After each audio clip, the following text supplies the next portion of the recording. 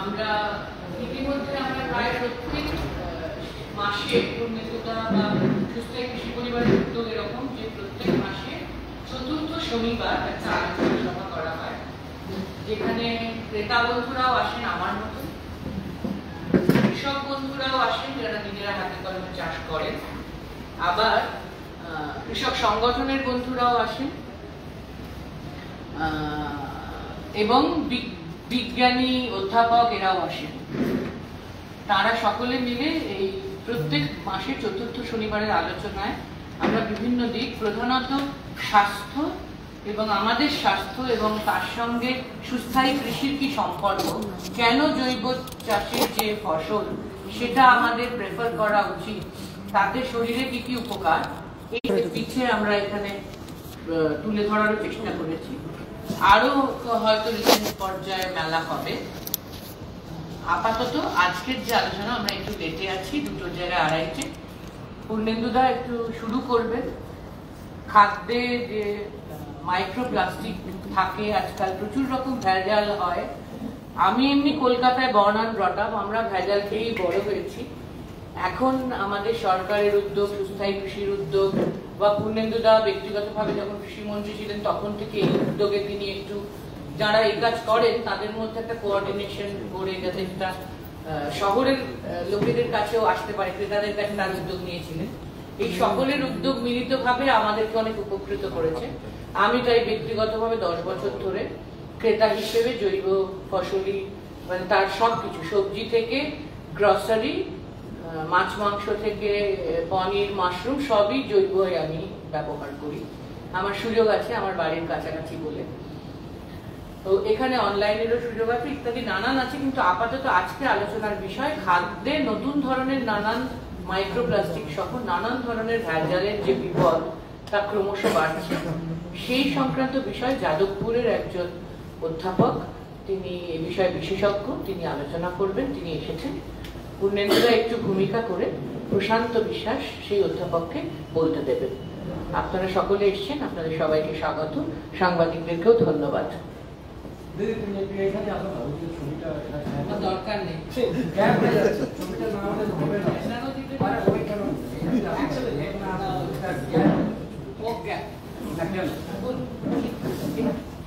নমস্কার। আজকে আমাদের সাথে আলোচনা করবেন প্রশান্ত কুমার বিশ্বাস। তিনি যাদবপুর বিশ্ববিদ্যালয়ে ফুড টেকনোলজি এবং বায়োকেমিক্যাল ইঞ্জিনিয়ার ওটি। তো আজকে একটা অত্যন্ত গুরুত্বপূর্ণ আলোচনা, খাদ্য ভেজাল। ভেজাল ছাড়া যে খাদ্য পাওয়া যায় না, সব খাদ্যের মধ্যে যে ভেজাল থাকে, কিভাবে থাকে এবং আমরা যা খাই সেগুলো উনি আমাদের সামনে তুলে ধরবেন।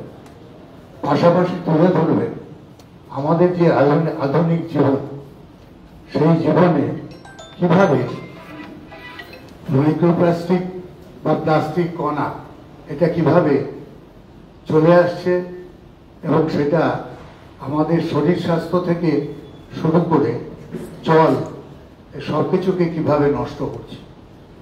তো সেদিক থেকে এই আলোচনাটা অত্যন্ত গুরুত্বপূর্ণ। আমরা রোজ যা যা খাই সেগুলোর মধ্যে কি থাকে না থাকে এগুলো চর্চা এবং আমাদের সাথে এই আলোচনার মধ্যে দিয়ে আমরা বুঝতে পারবো। অতি প্রয়োজনীয় একটা আলোচনা আজকে হবে। তো আমি প্রশান্ত বাবুকে, তিনি বিশেষজ্ঞ এই বিষয়ে, তো তাকে আমি মাইক দিয়ে দিচ্ছি তার আলোচনা শুরু করার জন্য।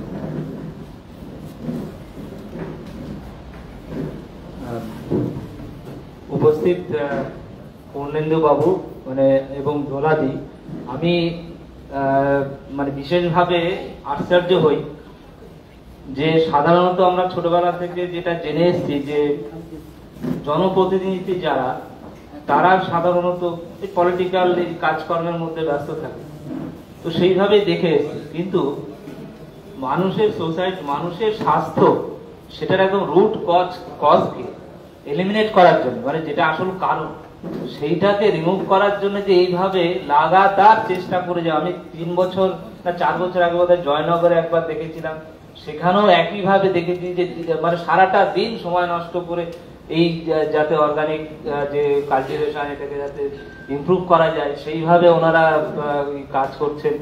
তারপরে এখনো যেটা বললেন খুবই সত্যি কথা, যে আমি যখন 2016 সাল থেকে অনেকবারই যে খাদ্যে ভেজাল এই নিয়ে প্রচুর প্রচার হয়েছে। তারপরে আপনারা জানেন যে বিভিন্ন চ্যানেলগুলোতে বিভিন্ন মিডিয়া তারাও অনেক সময় অনেক বিষয় নিয়ে আলোচনা করতো, তখন আমরা একটা সলিউশন দিতে পারতাম না যে কি হবে। সবাই জিজ্ঞেস করতো যে এই যে ভেজাল তো আপনি বলছেন, তা আমি কোথায় কি পাবো, নির্ভেজাল জায়গায় কোথায় পাওয়া যাবে, খাদ্যটা নির্ভেজাল যে আমি ভরসা করে খাবো সেটা কোথা থেকে খাবো।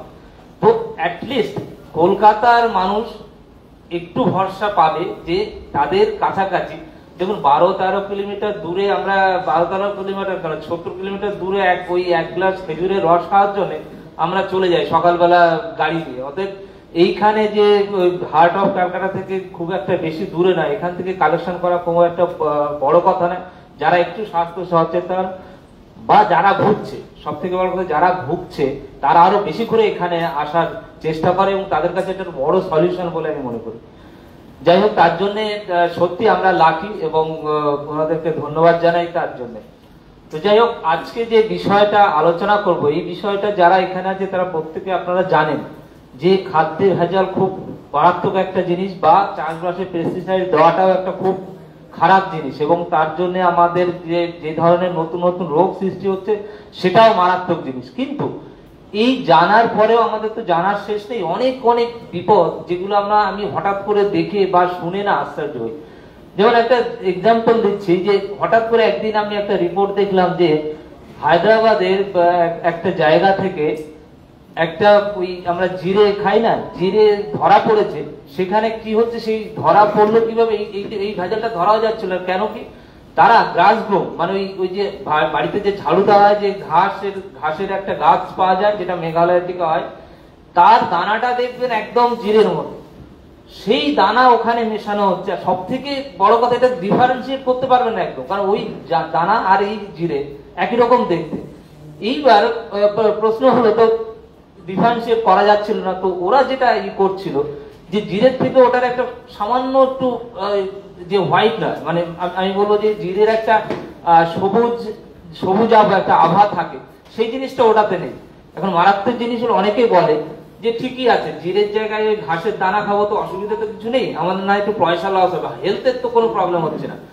তো আমি তখন ভাবলাম যে সত্যি তো হেলথের প্রবলেম হচ্ছে না, কি করা যায় তাহলে, এর তো কোনো কিছু নিশ্চয়ই আছে। তারপরে ওটা ইনভেস্টিগেট করে দেখলাম যে ওই যে সাদা, যে একটু বেশি সাদা, ওইটাকে হলুদ করার জন্য তারা একদম ওই দামি দামি যে পেন্টস এর কোম্পানি আছে সেইখান থেকে রং নিয়ে সেই রঙে চোবানো হয়, যাতে করে ওইটা আরো বেশি বোঝা যায় না। কি মারাত্মক জিনিস ভাবুন, যে আপনি গোটা জিরে গোটা মশলা সাধারণত আমি খেতে বলতাম, আমিও খেতাম, যাতে গুঁড়ো মশলা হলে সেখানে ভেজাল দেওয়ার চান্স বেশি থাকে এবং তাতে অনেক প্রবলেম হয়।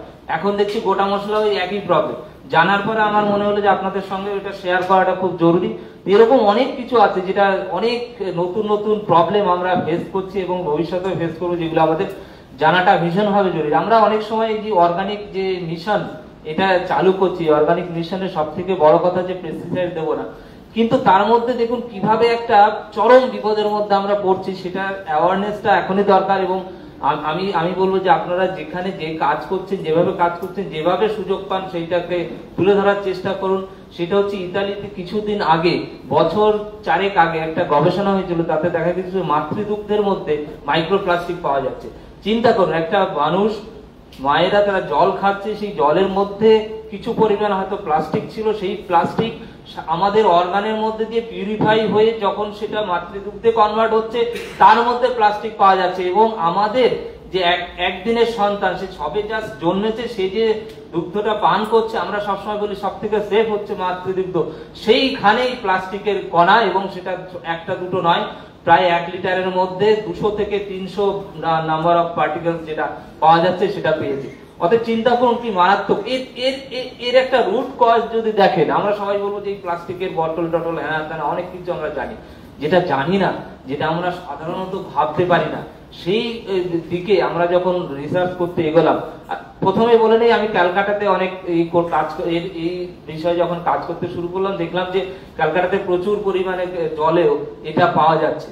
তখন আমরা যে ফিল্টার করি অনেকটা সেফ, যেটা আগেকার ক্যান্ডেল ফিল্টার যে আমরা ইউজ করতাম সেইটাতে ফিল্টার করলে অনেকটা সেফ। অত ভয় অতটা পাবেন না, আমাদের কাছে উপায় আছে। আমি যে বলছি হঠাৎ করে ভয় পাওয়ানোর জন্য বলছি না, এটা কনসাসনেসের জন্য বলছি যে ওই ধরনের ফিল্টার কিন্তু আমাদের লাগবে। যখন আমি এইটা দেখলাম যে এই গঙ্গা যেখানে শুরু হচ্ছে উত্তরপাড়ার ওপার থেকে, তার জলে যত মাইক্রোপ্লাস্টিক, আমি যখন খিদিরপুরের থেকে ছাড়িয়ে যাচ্ছি মাইক্রোপ্লাস্টিকের সংখ্যা নাম্বার গঙ্গা রিভারেই বেড়ে যাচ্ছে। এর থেকে আমার ধারণা হলো যে আমাদের শহরে কিছু একটা জীবনযাত্রায় কিছু প্রবলেম হচ্ছে, যেটা আমরা করছি মাইক্রোপ্লাস্টিক সেখানে ইনকর্পোরেট করছি। খোঁজ নিতে নিতে যখন রুটটাকে খোঁজ নিলাম, তখন দেখলাম যে আমাদের যে জামা কাপড় আমরা ইউজ করি সাধারণত কটন, এতদিন আমরা কটনের জামা কাপড় ইউজ করতাম। আমরা সাধারণত এখন কি কটন তো পাওয়া যায় না, দামি অনেক, সাধারণত আমরা প্লাস্টিক, টেরিলিন এইসব জাতীয় জামা কাপড় ইউজ করে, সেটা যেটা হচ্ছে আমাদের ওয়াশিং মেশিন, সেই ওয়াশিং মেশিনে আচ্ছা করে ভালোভাবে ধুই। অবশ্যই সেটা সব বাড়িতে এখন সব ফ্ল্যাটে এটা হচ্ছে মাস্ট হয়ে গেছে। সেই ওয়াশিং মেশিনে চিন্তা করুন, ওই টুকরো যে টেরিলিনের যে কাপড়ের যে টুকরো, সেই টুকরোগুলো মিশে যাচ্ছে আমাদের জলের মধ্যে। আর আমরা এই জল থেকে দিয়েই কিন্তু চাষ করছি, আমরা করতে বাধ্য হচ্ছি। নদীর জল বা আমার যখন টিউবওয়েল থেকে জল, টিউবওয়েলের জলটা অনেকটা সেফ, সেটা আমি বলবো। এই নদীর জলটাই সাধারণত আমরা ইউজ করি চাষবাসের জন্য।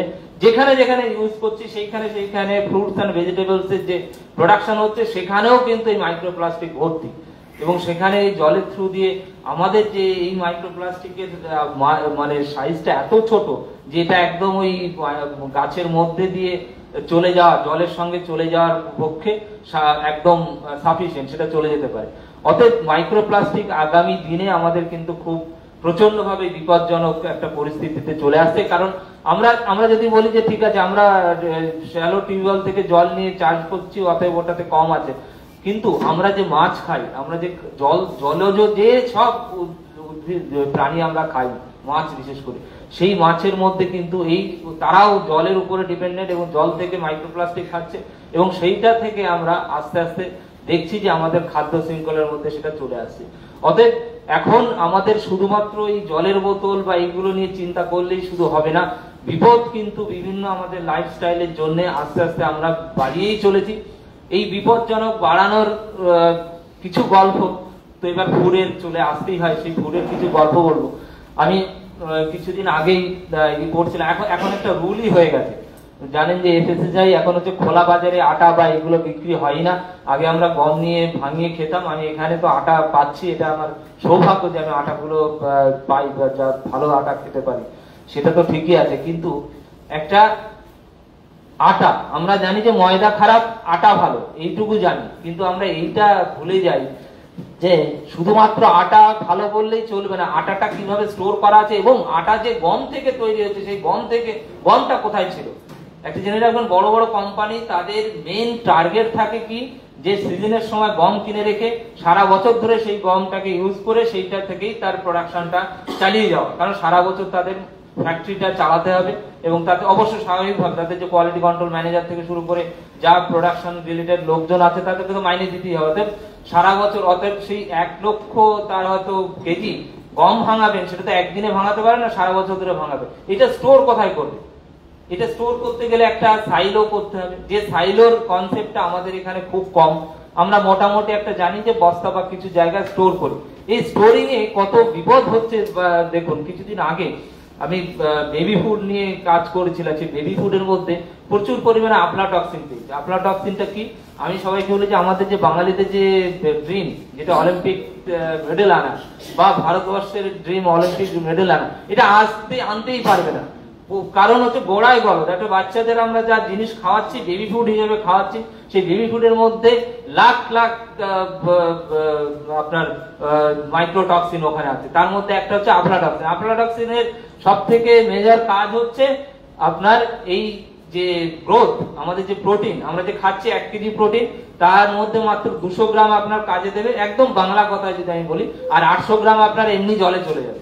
মানে আপনি ছেলে মেয়েকে আদর করে ভালোবেসে মাংস খাওয়াচ্ছেন, মাছ খাওয়াচ্ছেন, তার কোনো প্রোটিনই কাজে আসছে না। তার কারণ কি? তার কারণ হচ্ছে তাকে যে রুটিটা খাওয়াচ্ছেন বা তাকে যে বেবি ফুডটা খাওয়াচ্ছেন সেটা যেখানে স্টোর করা ছিল, সেই স্টোরে আপনারা জানেন যে একটা হোয়াইট ফাঙ্গাস তৈরি হয়। স্টোর করলে সেখানে একটা ফাঙ্গাস গ্রো করে। সেই ফাঙ্গাসটাই হচ্ছে আসল মূল যে জিনিস, বিষাক্ত জিনিস আফলাটক্সিন, সেটা তৈরি করে। এই টক্সিনটা এতটাই ভয়ঙ্কর যে এটা একবার তৈরি হয়ে গেলে একে রিমুভ করা যায় না। 180 ডিগ্রি সেন্টিগ্রেড টেম্পারেচারেও যদি আমরা প্রসেস করি তাও রিমুভ করা যায় না। অতএব এইটা যদি মানুষের বডিতে, শরীরে, বাচ্চাদের ছোটবেলা থেকেই আমরা তাদের মধ্যে ঢুকিয়ে দিই তাহলে কি বিপজ্জনক হবে ভাবুন। অতএব আমরা যে সবসময় বলি যে ছোট ছোট ইউনিটে গম ভাঙিয়ে যে খাওয়ার অভ্যেসটা ছিল সেটা যে কত ভালো ছিল, এটা হচ্ছে আমরা ওই যে ঠেকি ছাড়া চালের মতোই। এখন আমি বলবো, সবাইকে রিকোয়েস্ট করবো, আপনারা যদি পারেন এই গম ভাঙানো ছোট ছোট মেশিনে ভাঙিয়ে টাটকা গমটা ভাঙান। কারণ এটা যখন 1000 কেজি বা 1 লক্ষ কেজিতে স্টক করা থাকবে সেই সময় কন্টামিনেশন হওয়ার চান্স বেশি থাকে, কারণ ওখানে ময়েশ্চার সবকিছু ঠিকঠাক সার্কুলেট হয় না। কিন্তু যখন আমরা ছোট জায়গায় সেইগুলোকে ছোট ছোট জায়গায় স্টোর করি সেইগুলোতে কিন্তু অতটা অসুবিধা হয় না। অতএব আজকে আবার সময় এসছে যে আমরা আটা তো খাবো, রুটি খাবো, ময়দা খাবো না, কিন্তু সেই আটাটাকেও কিভাবে তৈরি করে কিভাবে স্টোর করব সেটাও একটা মারাত্মক জিনিস। একটা বেসিক জিনিস আমার মনে হয় আমাদের সবাই মোটামুটি জানি, আমাদের জেনে রাখা ভালো যে আমাদের খাদ্যাভ্যাসটাকে আমাদের মতো করে রাখতে হবে। কারণ আপনারা জানেন এস্কিমোদের গল্প আপনারা সবাই পড়েছে। এস্কিমোরা কোথায় থাকে সাধারণত? তারা একদম মানে সুমেরু কুমেরু এইসব জায়গায় থাকে যেখানে টেম্পারেচার সবসময় বরফ থাকে, তাই তো? সেখানে চাষবাস হয়, সেখানে তো কোনো কিছু চাষ হয় না। তারা খায় কি? আমরা জানি তারা খায় সবসময় মাংস অথবা তেল, কারণ শিল মাছ ধরে খায়, বা ম্যাক্সিমাম তাদের খাবার হচ্ছে শিল মাছ বা কোনো পশু কোনো শিকার করলে তারা সেইগুলো খায়। আচ্ছা চিন্তা করুন তো, তারা সারা বছর তো এই সব জিনিসই খায়, তারা তো চাষবাসের কার্বোহাইড্রেট খায় না, খোঁজ নিয়ে দেখবেন তারা খুব একটা কিছু খায় না। আচ্ছা ভাবুন তো, আপনি কলকাতায় বসে মাছ আর মাংস রেগুলার খাচ্ছেন সকাল থেকে সন্ধ্যে অবধি, আপনি টিকতে পারবেন? টিকতে পারবেন না। কারণ আমাকে যদি একবেলা বা দুবেলা মাংস বা মাছ খাওয়ানো হয় তারপরে বলবো যে আর দরকার নেই, আমি এবার একদম টেলটেলে ঝোল বা সবজির ঝোল দিয়ে ভাত খাবো, আর কিছু আমার দরকার নেই। এটা হচ্ছে আমাদের স্বাভাবিক জেনেটিক্যাল। অর্থাৎ এগুলো হচ্ছে আমাদের একটা ইন্টেনশন, জেনেটিক্যালি আমরা এইভাবে তৈরি। আর ওরা জেনেটিক্যালি তৈরি যে ওরা মাছ, ওই যে মানে অয়েল আর প্রোটিন, এইটা খেয়েই তারা টিকতে পারে। খুব কম পরিমাণ কার্বোহাইড্রেট দরকার। আমাদের যেটা উল্টো, আমাদের প্রায় কার্বোহাইড্রেট 60% দরকার আর 20 আদার্স দরকার। অর্থাৎ এক্সাক্ট হিসাব যদি নাও বলি, এরকম একটা রেশিওতে আমাদের দরকার। আচ্ছা চিন্তা করুন তো যে তাহলে খাবার, আমাদের যে খাদ্যাভ্যাস সেটা জেনেটিক্যাল, সেইটাকে যদি আমরা ইনকর্পোরেট করি বিভিন্ন জিনিস দিয়ে, তাহলে কতটা বিপজ্জনক হবে জিনিসটা। আমি কিছুদিন আগে পড়ছিলাম যে মাস্টার্ড অয়েলটা বিদেশে সাধারণত ওই সেলফে, আমরা যখন প্রথমে বাইরে গেছিলাম সেলফে দেখি মাস্টার্ড অয়েল, সেখানে লেখা আছে এক্সটার্নাল ইউজ। আমি আশ্চর্য হয়ে গেছিলাম, এক্সটার্নাল ইউজ মানে আমি তো ওইটাই তো আমি নিয়ে আলু সেদ্ধ দিয়ে খেয়ে নেবো, কারণ রান্না করার সময় নেই। আলু সেদ্ধ ভাতে মাস্টার্ড অয়েল সরষের তেল দেবো, মেখে খেয়ে নেবো। সেইটা বলছে যে করছে না, ইট ইজ নট এডিবল, মানে খাওয়ার জন্য নয়, এটা গায়ে মাখার জন্য। অতএব ওরা মাস্টার্ড অয়েলকে খাবার হিসাবে গণ্য করে না। কিন্তু মুশকিল হচ্ছে যে পরশু দিনে আমাদের একটা কনফারেন্স হচ্ছিল, সেখানে একজন সায়েন্টিস্ট, মানে আমাদের ডিপার্টমেন্টের যে সায়েন্টিস্ট, উনি রিপোর্ট করলেন যে মাস্টার্ড অয়েলে এমন একটা অ্যাসিড আছে যে অ্যাসিডটা নাকি কোলেস্ট্রল ডাইরেক্টলি কমাতে পারে, এবং কোলেস্ট্রল ডাইরেক্টলি কমায়। আপনারা জানেন যে ভেজিটেবল অয়েলে কোলেস্ট্রল থাকে না, অতএব এই একটাই হচ্ছে খুব মানে আপত্তিজনক যে কোলেস্ট্রল ফ্রি। কারণ ভেজিটেবল অয়েল, যেখানে ভেজিটেবল সোর্সে কোনো কোলেস্ট্রল থাকে না, অ্যানিমাল সোর্সেই থাকে। অতএব আর উল্টো দিকে কি হয়, এটা এমন একটা অয়েল যেটা কোলেস্ট্রলকে কমিয়ে দেয়। ইউরিক অ্যাসিডেরও অনেক হেলথ বেনিফিট আছে, যেটা ইউরিক অ্যাসিড সব থেকে বড় যে কাজ করে যে এটা অক্সিডেশন হতে দেয় না। অতএব যে কারণগুলোর জন্য মাস্টার্ড অয়েলকে ওরা শুধু গায়ে মাখার তেল হিসাবে ইউজ করে, জানি না তার হিডেন কি রিজন আছে, অনেক হিডেন রিজন আছে। সেটা আপনারা জানেন যে সয়াবিনের প্রোটিনটাই আমরা খাই, তেলটা একসময় ফেলে দিতে হতো, সেই তেলটা বিক্রি করার জন্য একসময় প্রোপাগান্ডা শুরু হলো, যে ডাক্তারবাবুরা শুরু করলেন যে white oil Khan, this is a refined oil, সব থেকে ভালো জিনিস। আর সেইটার হচ্ছে তাদের যেহেতু এই অয়েলটাও বিক্রি হবে, কারণ হচ্ছে প্রোটিনটা মাংস, আমরা হাড় ছাড়া মাংস খেতে শুরু করলাম, তারপরে অয়েলটা কোথায় যাবে, অয়েলটাও বিক্রি করতে হবে। আমার মনে হয় সেই জন্যই এতভাবে সারা পৃথিবীতে এই প্রচারটা চালু হয়েছিল। আমার এটা ব্যক্তিগত মত, সেটা চালু হয়েছিল। এবং আজকে আবার সবাই বলছে না না রিজিওনাল, যেটা আমি বললাম যে মানুষের খাদ্যাভ্যাস কিন্তু রিজিওনাল। আমরা জেনেটিক্যালি কি কোন তেল বেশি করে খেলে আমাদের ভালো, কোন তেল খাওয়া খারাপ, সেইটা কিন্তু আমরা বুঝি। অতএব আমাদের এখানে আমি আমি আমি আমার এইটার বলার অধিকার নেই যে সূর্যমুখী চাষ না করে ওই সর্ষের চাষ করাটাই ভালো, এটা হয়তো একটু বেশি বলা হবে। কিন্তু আমরা ওই সর্ষের তেলে সর্ষে চাষ করে তার থেকে তেল করে সেই তেল খাওয়াটাই আমাদের সব থেকে সেফ বলে আমি মনে করি অ্যাটলিস্ট। কারণ আপনারা জানবেন যে এখন সবাই জানেন যে ওই ওমেগা 3 ফ্যাটি অ্যাসিড বা আনস্যাচুরেটেড ফ্যাটি অ্যাসিড সেটা সর্ষের তেলে প্রায় 80% থাকে, পৃথিবীর কোনো তেলে থাকে না। শুধু একটা প্রবলেম অবশ্যই আছে, ইউরিক অ্যাসিড, সেটা আমাদের জেনেটিক্যালি আমরা ভালোভাবে হজম করে নিতে পারি, আমাদের তো প্রবলেম হওয়ার কথা নয়। এটা এখন আবার ডাক্তারবাবুরা বলছেন। আর সব থেকে বড় কথা ট্রান্স ফ্যাটি অ্যাসিড, এটা সায়েন্টিফিকলি দেখা গেছে যে সর্ষের তেল যে আচ্ছা একটা একটা খুব ভালো মানে ইনফরমেশনটা আপনাদের হয়তো কাজে লাগবে। আমরা একটা প্রসেসিং এ ফুড প্রসেসিং এ একটা টার্ম ইউজ করি, high temperature short time, HTST। কারণ হাই টেম্পারেচার যদি হয় আর যদি শর্ট টাইমে আপনি যদি কোনো কুক করেন, তাহলে তার সেই ফুড কোয়ালিটি, তার মধ্যে যে ভিটামিন থাকবে, তার মধ্যে যে মিনারেলস থাকবে, সেটা সব থেকে বেশি থাকবে। এটা টার্ম, যার জন্য আমরা ইন্ডাস্ট্রিতে ইউজ করি এই প্রসেস, সবসময় ইউজ করার চেষ্টা করি। এখন আপনি যদি এই স্মোক পয়েন্ট, এই তেলগুলো দেখেন, সব তেলগুলো আপনি হোয়াইট অয়েলের ক্যাটাগরিতে যেগুলো পড়ে, ইভেন অলিভ অয়েল থেকে শুরু করে সব, আর সরষের তেল আর ঘি, এইটার যদি আপনি স্মোক পয়েন্ট দেখেন, মানে যখন আমরা ফোটাই সরষের তেলকে, তখন তাদের টেম্পারেচার রিচ করে, সেই টেম্পারেচার ওই তেলগুলোতে রিচ করতেই পারে না। কারণ ওগুলো সাধারণত 220, ম্যাক্সিমাম হয়তো খুব ভালো হলে 230, কিন্তু সরষের তেল হচ্ছে 280 ডিগ্রি অব্দি রিচ করে যায়। আর 280 ডিগ্রি মানে এই যে হায়ার টেম্পারেচার, এইটাতে যখন আপনি মাছ ভাজবেন, মাছের উপরটা ভালো করে কুকড হবে আর ভিতরটা একটা সেদ্ধ মতো হয়ে থাকবে। এই যে আমরা এখন বলি না যে বয়েলড ভেজিটেবল, বয়েলড ফিশ, এগুলো সব থেকে উপকারী। আমাদের নিজেদের টেকনোলজি ছিল ওই বয়েলড ফিশ খাওয়ার, একদম সর্ষের তেলে একদম যে যখন গনগনে আঁচ হবে সেই সময় যে মাছটা দিয়ে সঙ্গে সঙ্গে তুলে নেওয়া, আপনি সাইন্টিফিক্যালি পড়ে দেখবেন, রিলেট করে দেখবেন, এইগুলোই আমরা এখন শিখছি।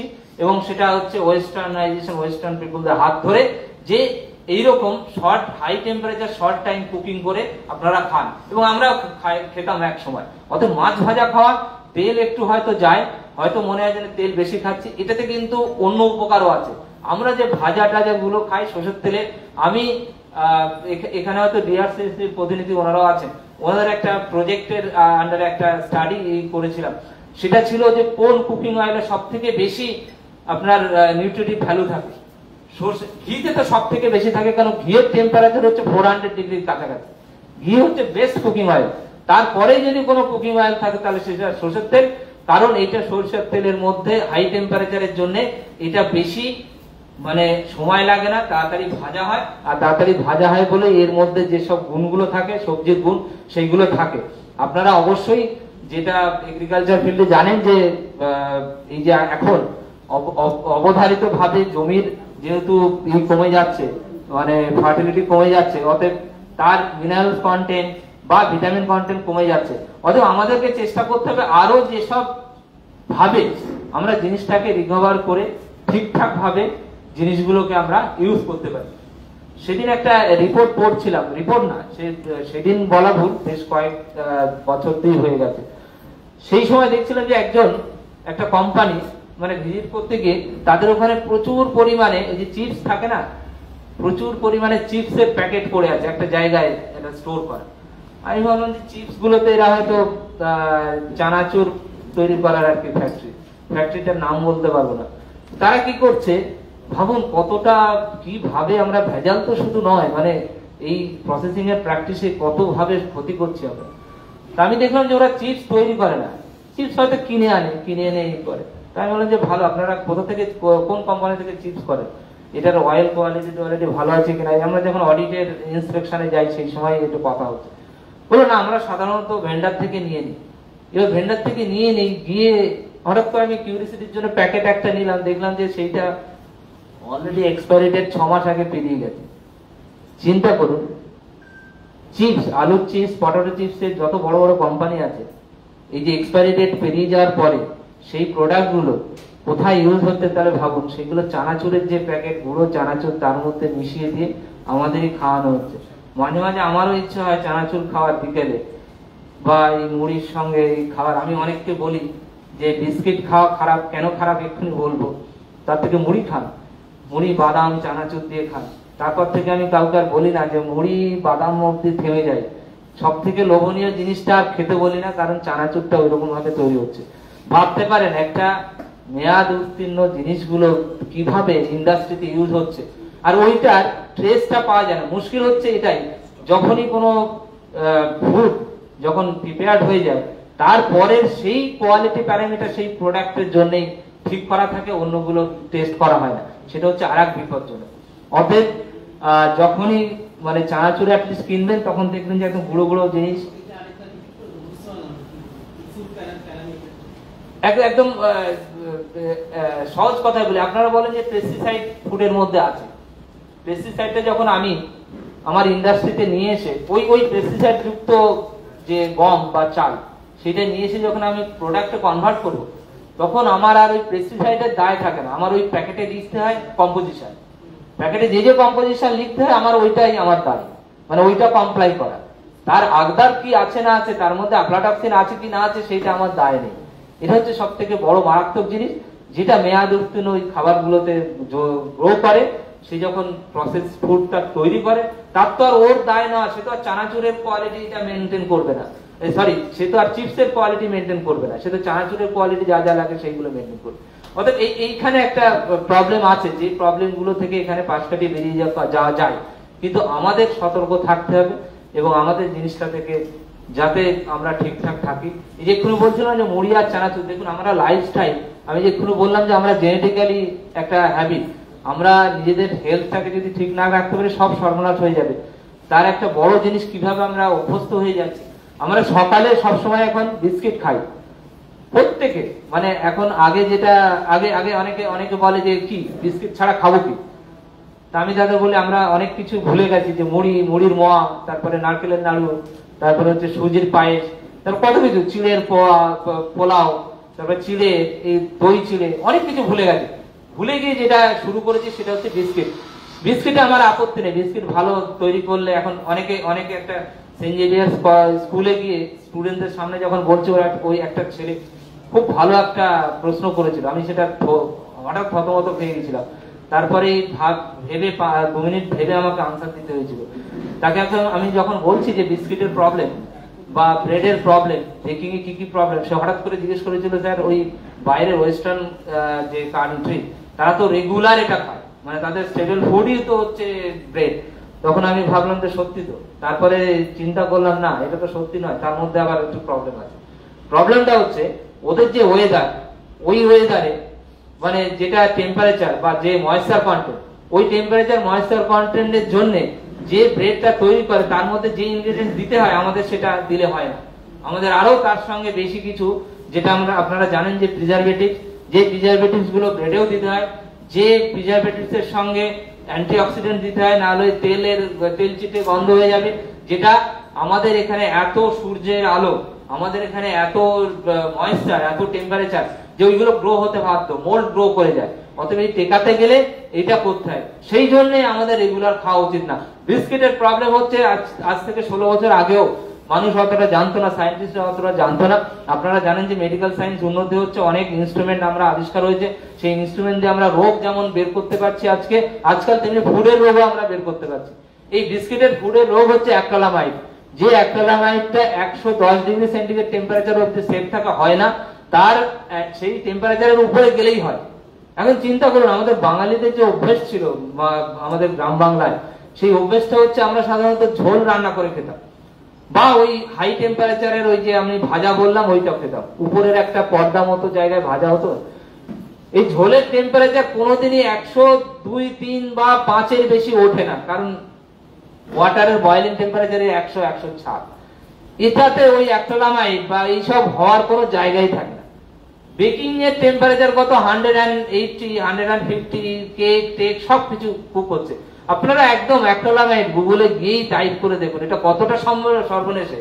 ক্যালিফোর্নিয়ার 30টা কেমিক্যাল যেটা মানুষের বডিতে সবসময় ঢুকছে, যেটা সব থেকে ডেঞ্জারাস কার্সিনোজেনিক ক্যান্সার হয়, সেই 30টা কেমিক্যালের একদম প্রথম দিকে আছে অ্যাক্রিলামাইড।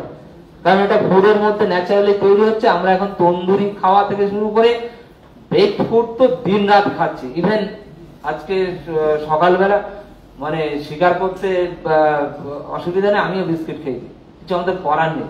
কিন্তু অ্যাটলিস্ট বিকেলে বিস্কুটটা আগে খেতাম 2-3টে বিস্কুট একসঙ্গে, কারণ আমি ভাবতাম যে ডায়েট কন্ট্রোল এটা বোধহয় সব থেকে ভালো, এইটা খেলে আর বেশি কিছু খাবো না, আর 2-3টে বিস্কুট একসঙ্গে খেয়ে নিলাম, আর কিছু খেলাম না, একদম দুপুরবেলায় অফিসে বেরোনোর আগে খেয়ে বেরিয়ে যাবো। এই বুদ্ধিটা আগে ছিল, এখন সেটা কমিয়ে দিয়ে মোটামুটি একটাতে থেমে গেছি, আর বাকিটা একটু এদিক সেদিক করে ছোলা ভাজা টাজা এইসব গুলো খেয়ে কাটাচ্ছি। অ্যাটলিস্ট আমি মনে করি কিছুটা, হ্যাঁ বাইরের বীজ তো যতগুলো আসছে সেগুলো তো ন্যাচারালি আসছেই, কিছুটা আমরা যেগুলো কন্ট্রোল করতে পারি সেগুলো তো করতেই পারবো।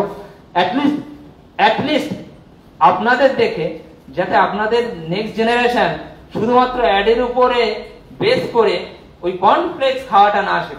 আপনি এটা কি মারাত্মক জিনিস দেখুন, একটা স্কুলে গিয়ে বলছি যে আপনারা কে কে, তোমরা বলো তো কে কে কর্নফ্লেক্স এর কথা জানো, কর্নফ্লেক্স খেয়েছো, সবাই হাত তুলো, দারুণ খেতে, দারুণ ব্যাপার।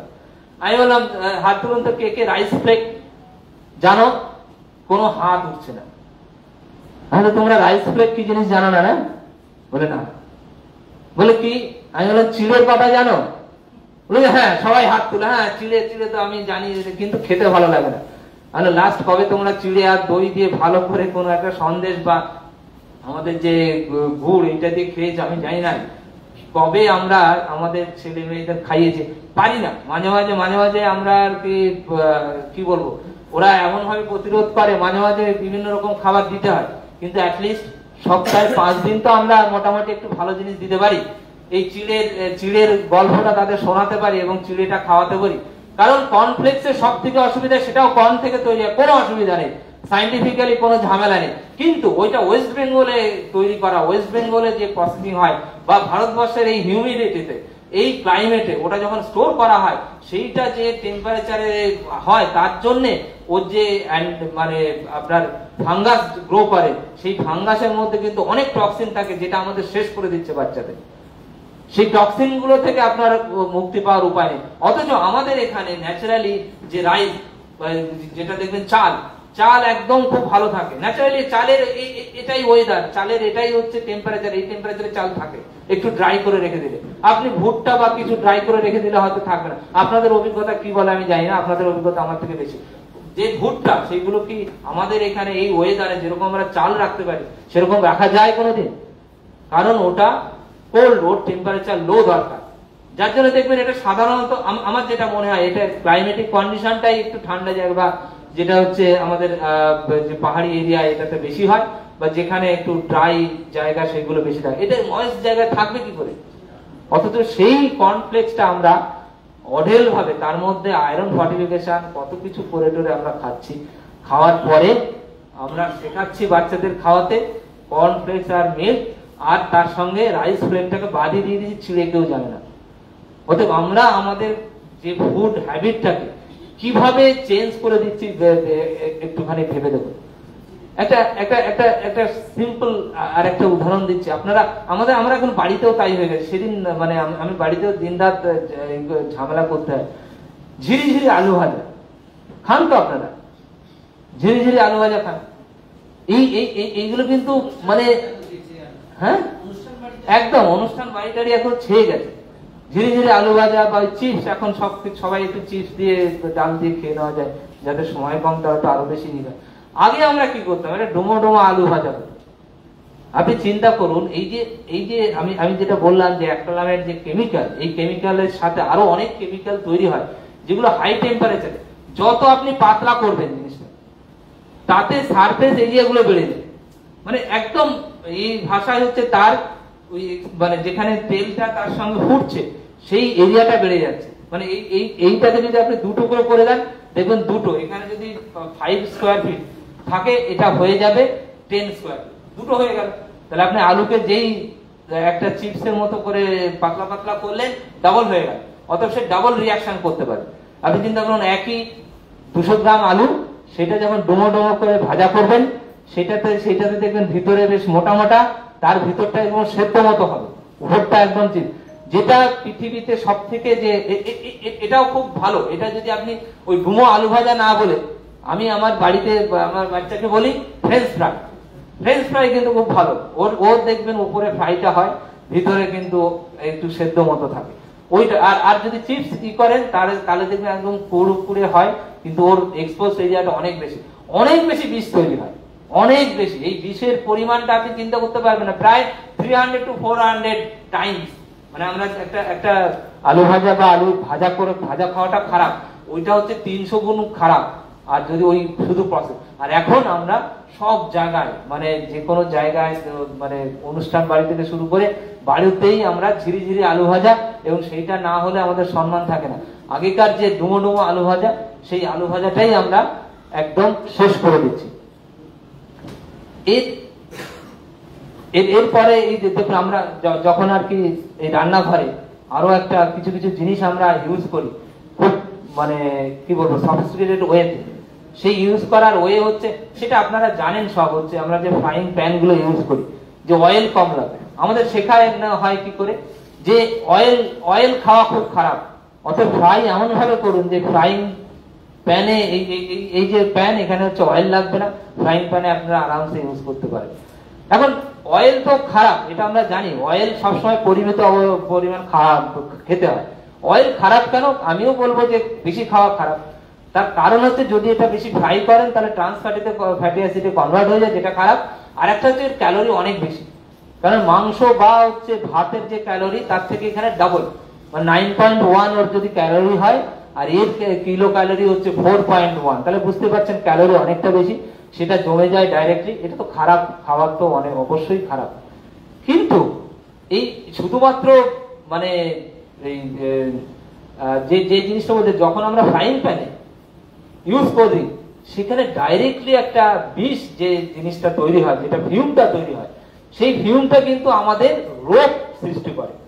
এখন দেখুন, একটা এক্সারসাইজ করে দৌড়াদৌড়ি করলেন, সকালে যারা হেলথ সচেতন তারা খাবারটাকে একটু কমিয়ে, ডায়েট একটু কন্ট্রোল করে সবকিছু অভ্যেস করতে পারে, কিন্তু এই বিষটা যখন ঢুকে যায়, সেটাকে তো বের করতে পারবে না। সেইটার কোনো এক্সারসাইজ আছে কি, যাতে করে আপনি একটা শরীরে রোগ ঢুকে গেল, যেটা কেমিক্যাল ঢুকলো, সেটাকে বের করতে পারে? মুশকিল হচ্ছে এই কেমিক্যাল, অনেকে বলবে কেমিক্যাল 5-6 দিন পরে বেরিয়ে যায়, কে বের করে? সেটা কিডনি আর লিভার, এই দুটোরই কিন্তু একটা মানে কিডনি দুটো থাকে, আমাদের লিভারের যে একটা থাকে, এইটা কিন্তু রিপ্লেস কিডনি তাও হয়, কিন্তু কিডনি রিপ্লেস করতে গেলে কি পরিমাণ পয়সা লাগে বা কি হয় আপনারা জানেন। আর লিভার তো রিপ্লেস করাই যায় না এখনো অব্দি, রিপ্লেস যেটা করা যায় সেটা আরো বেশি কস্টলি। অতএব ওইটাকে যদি আমরা ধ্বংস করি, এবং এই বিষটা ওখানে গিয়েই পড়ে থাকে, অতএব ক্যালোরি ভাববো না আমি বিষের কথা ভাববো, কোনটা আগে জরুরি? অর্থাৎ আমরা যেভাবে জিনিসগুলোতে অভ্যস্ত হয়ে যাচ্ছে, সেই জিনিসগুলো থেকে আমাদেরকে সবসময় বেরিয়ে আসা উচিত। যেটা আমরা মানে ঝোল খেতাম, সেই ঝোলটা তো এখন খাই না, সেটা হচ্ছে একটা আনফরচুনেটলি সত্য কথা। যে আনফরচুনেট সত্য কথা থেকে আমাদেরকে বেরিয়ে আসতে হবে। আমরা অনেক সময় মানে আপনাদের এখান থেকেই আমাকে জিজ্ঞেস করেছিল ওই ব্যাপারটা নিয়ে আলোচনা করার, আমার মনে হয় সেটা আলোচনা করাটা উচিত। আমরা অনেক সময় ভাবি যে ফ্রিজ করে খাবো কি খাবো না। আমার মনে হয় আপনারা যারা একটু এই অর্গানিক ব্যবসার সঙ্গে যুক্ত, যারা খোঁজ খবর নিয়েছেন, জেনে রাখবেন যে ফুডকে সেফ রাখার জন্য সব থেকে যদি কোনো ভালো প্রসেস হয়, সেটা হচ্ছে ফ্রিজিং। একদম শুরু থেকে যদি আপনারা ফ্রোজেনে কনভার্ট করে দেন, ওখানে কোনো আপনাকে প্রিজারভেটিভ দিতে হবে না, ওখানে কোনো রিয়াকশন হবে না, যে রিয়াকশনে কোনো কেমিক্যাল তৈরি হয়, সেই কেমিক্যাল থেকে আপনার ক্ষতি হয়। অর্থাৎ ফ্রোজেন কন্ডিশনে রাখা সব থেকে ভালো। কিন্তু সেই ফ্রোজেন কন্ডিশন করার একটা টেম্পারেচার আছে, সেই টেম্পারেচারটা হচ্ছে -18 ডিগ্রি সেন্টিগ্রেড টেম্পারেচার। এই টেম্পারেচারে আপনারা মাছ থেকে মাংস সবকিছুতে কনভার্ট করে নিয়ে যান, তারপরে ওই টেম্পারেচারটা মেনটেন করে খাওয়ান সবাইকে। আমরা দেখুন আমরা আনফরচুনেটলি আমাদের কালচার, ভেবে দেখুন, আমরা যখন আইসক্রিম কিনতে যাই, তখন দেখুন হচ্ছে 120 টাকা কেজি আইসক্রিম, সেটা কিসে রাখা থাকে? দেখবেন থ্রু আউট দা, মানে কোম্পানি থেকে যারা আনছে, মানে বিক্রি অবধি সেটা একটা ফ্রোজেন কন্ডিশনে রাখছে এবং -18°C রাখছে। অথচ একটা মাছের দাম এখন তো মার্কেটে যদি আপনি খুব সস্তাও ধরেন 300 টাকার নিচে কোনো মাছ নেই, এবং সেটা যদি মাথা বাদ দিয়ে করা হয় সেটা 400 টাকা হয়ে যায়। এই মাছটা আমরা কি করে বিক্রি করছি না, কোন রকম একটা বরফ দেই, সেটা ভালো ঠান্ডা হয় না, যেহেতু সেই ঠান্ডাটা ভালো হয় না সেইটাকে আমরা যেহেতু বাজারে ওপেনলি বিক্রি করি, সেই ফ্রোজেন কন্ডিশনে বিক্রি করি না, তার জন্য ওখানে আমরা ফরমালিন দেই, বিভিন্ন জিনিস দিতে হয়, দিতে আমরা বাধ্য। অতএব আপনারা যারা এখানে তো আমি দেখছি অনেকেই ফ্রোজেন কন্ডিশনে বিক্রি করছে, সেটা দেখে খুব ভালো লাগলো, ওই জন্য প্রসঙ্গটা আরো বেশি করে আমি তুললাম যে ফ্রোজেন কন্ডিশনে বিক্রি করুন। প্রত্যেকটা জিনিস সেই -18°C টেম্পারেচারে যদি নিয়ে রেখে দেন তাহলে কিন্তু জিনিসটা সেফ থাকবে এবং এই জিনিসটাতে কোনোদিন কোনো প্রবলেম হবে না। এইবার একটু আপনাদের পেস্টিসাইড বা কৃষকদের ডাইরেক্টলি এফেক্ট কি করে হচ্ছে আপনারা একটু জাস্ট ভাবলে বুঝতে পারবেন। আমরা অনেক সময় বলি অর্গানিক ফুড, এটা কি কলকাতায় যারা থাকে তাদের জন্য দরকার, না অ্যাকচুয়ালি যারা কৃষক যারা এই অর্গানিক চাষবাস করছে তাদের জন্য দরকার?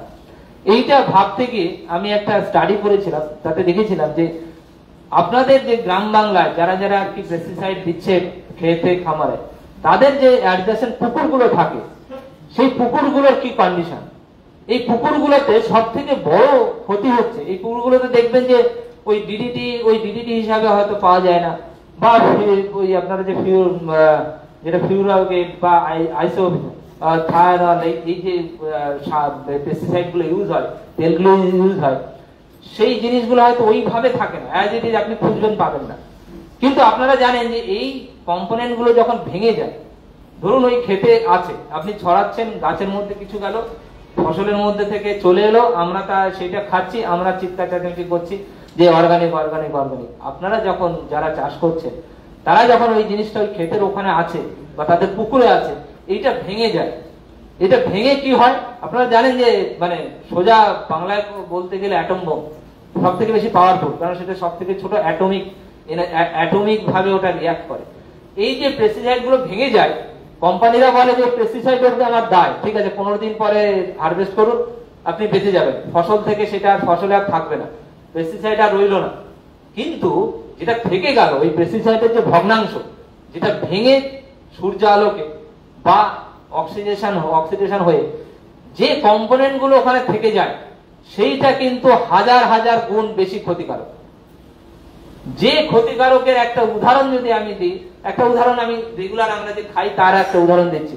আমরা যে সবসময় চিৎকার করি না যে মুরগি, যে পোল্ট্রি মুরগি খাওয়ানো হচ্ছে, সেই মুরগিতে আর্সেনিক আছে, আর্সেনেট বলে একটা জিনিস খাওয়ানো হয়, ওইটা বলছি কেন। এই আর্সেনেটের কাছে গল্পটা বলি, তাহলে আপনাদের বুঝতে সুবিধা হবে।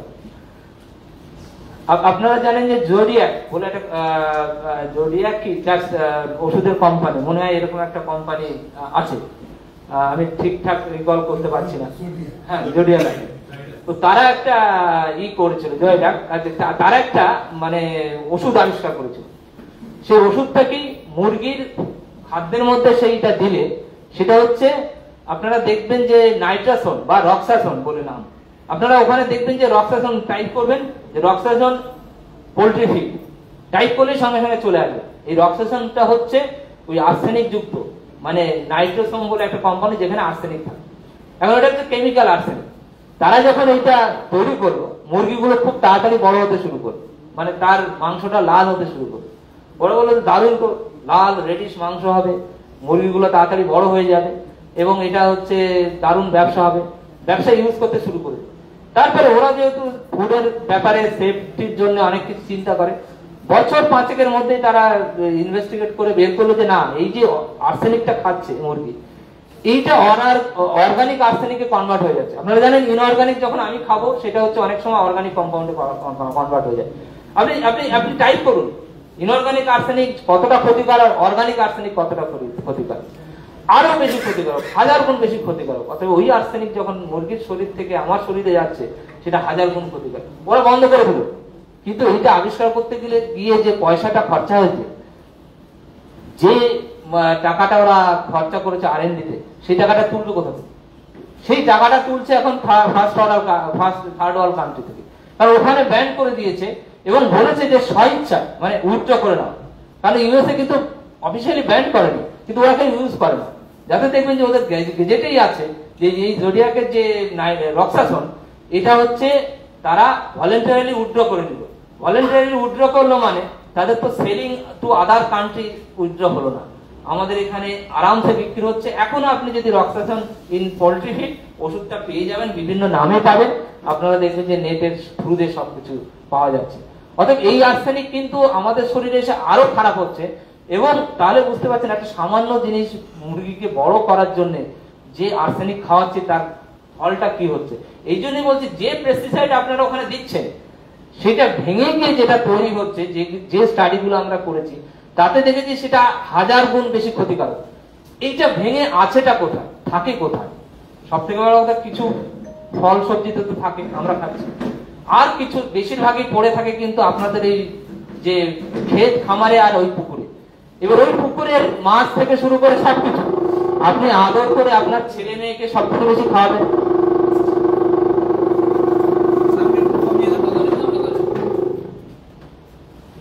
ব্যাপারটা যে এই যে পুকুর থেকে মাছ মাংস যেটা আপনি বলছেন আমার নিজের পুকুরের মাছ খেয়ে দেখ দারুণ, এটা পাবি না, বাজারে পাওয়া যায় না, আমরা পাই না, আমরা তো চেষ্টা করি, আমরা পুকুরের মাছ কোথায় পাবো, আপনারা পান। এবং আপনার আদরের নাতি, আদরের ছেলে, আদরের মেয়েকে বেশি করে 2 পিস করে বেশি খাওয়াচ্ছেন।